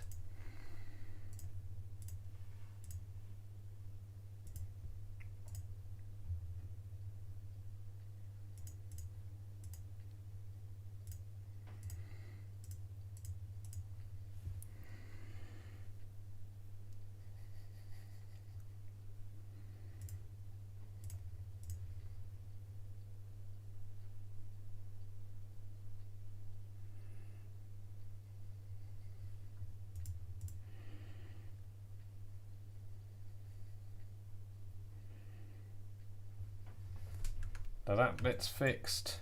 Let's see how terrible the bump is now.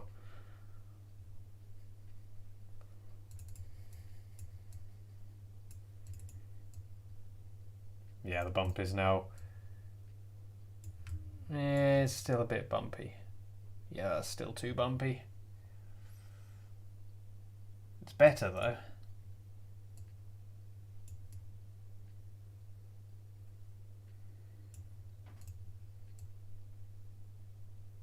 And that path up the left is also definitely better. It's still not perfect though. So the bump is too much still. Yeah, it's this bit here that's too much.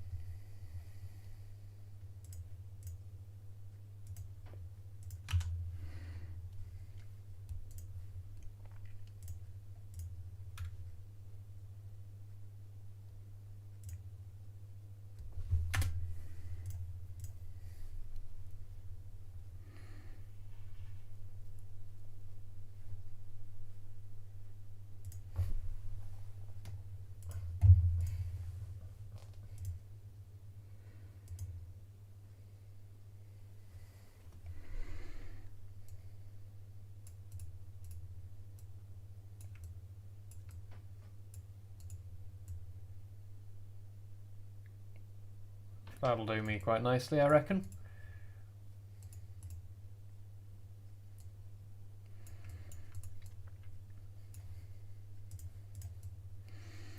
Just for the sake of the experiment, I'm just going to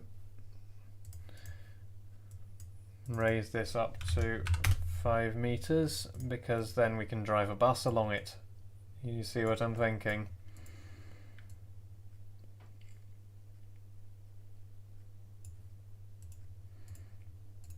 I may need to terminate this road slightly better. I don't know, we'll have to see.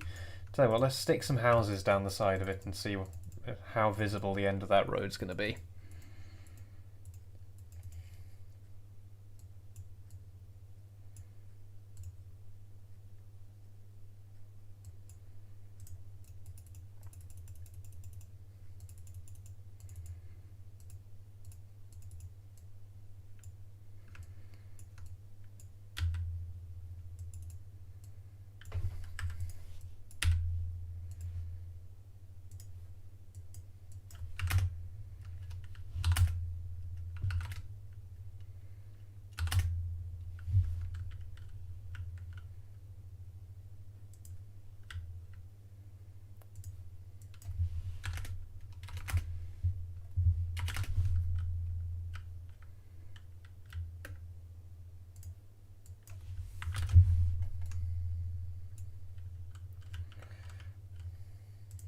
Going to be the best way to test whether I need to do anything to that road is just put some houses in about the right place and see what the view block looks like.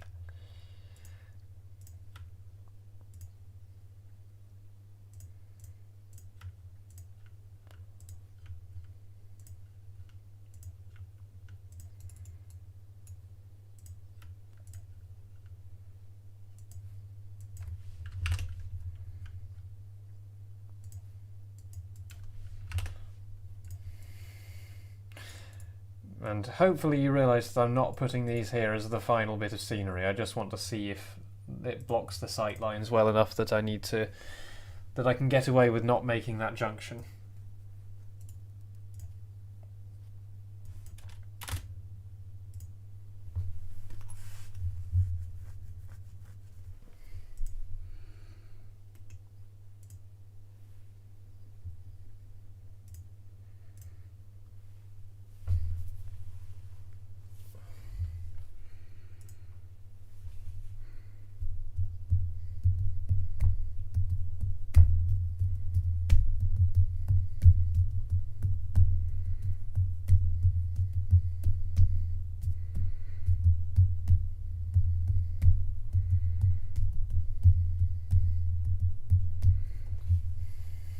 What are we in, Citaro? Citaro. Fair enough.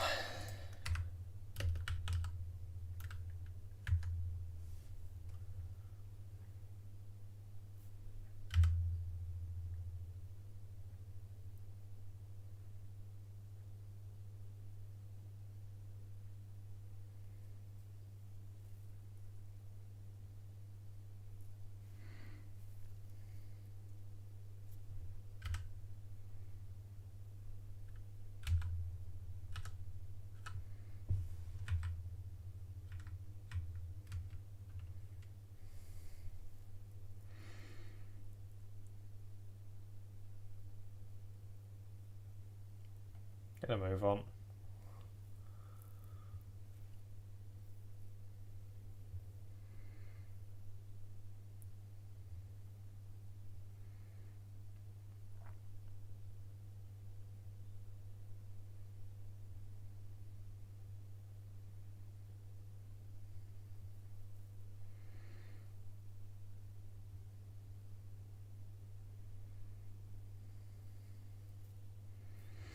Wonder what this would look like if I imported it into my sim and made up some nice PBR materials.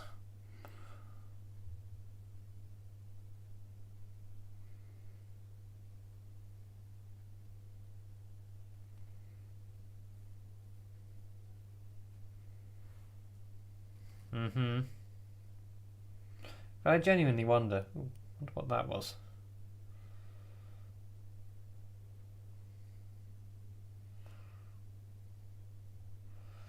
I mean, come on, you're clearly only here for talking about my sim.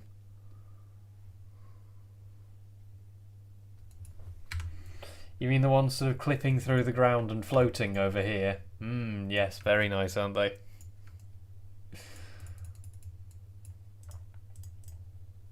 I thought it might do that.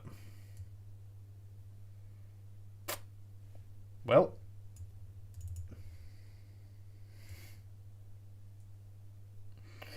So yeah, this is the set of splines we started with, and this is the junction we've ended up with, which still needs pathing and everything. But yeah, it's a junction.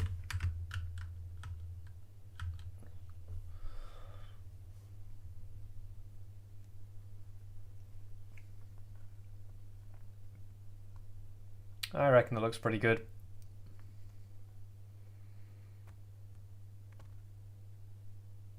There was a little glitch over there.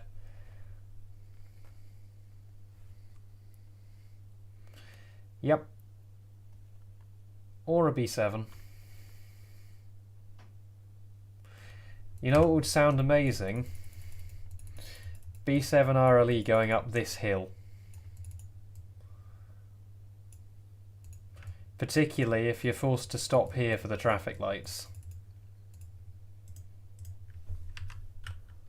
And you have to floor it.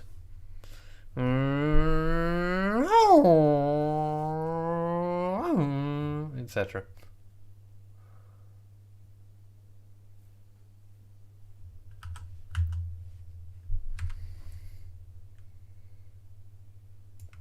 Or from this bus stop, which is still on the slope.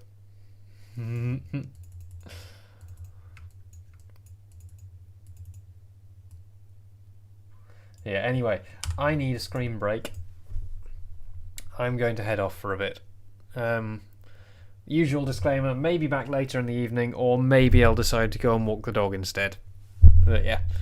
Look, it's actually Farthington again. Well, I mean, don't look right now. Now's a bad time to look for that. See you in a bit. Bye-bye.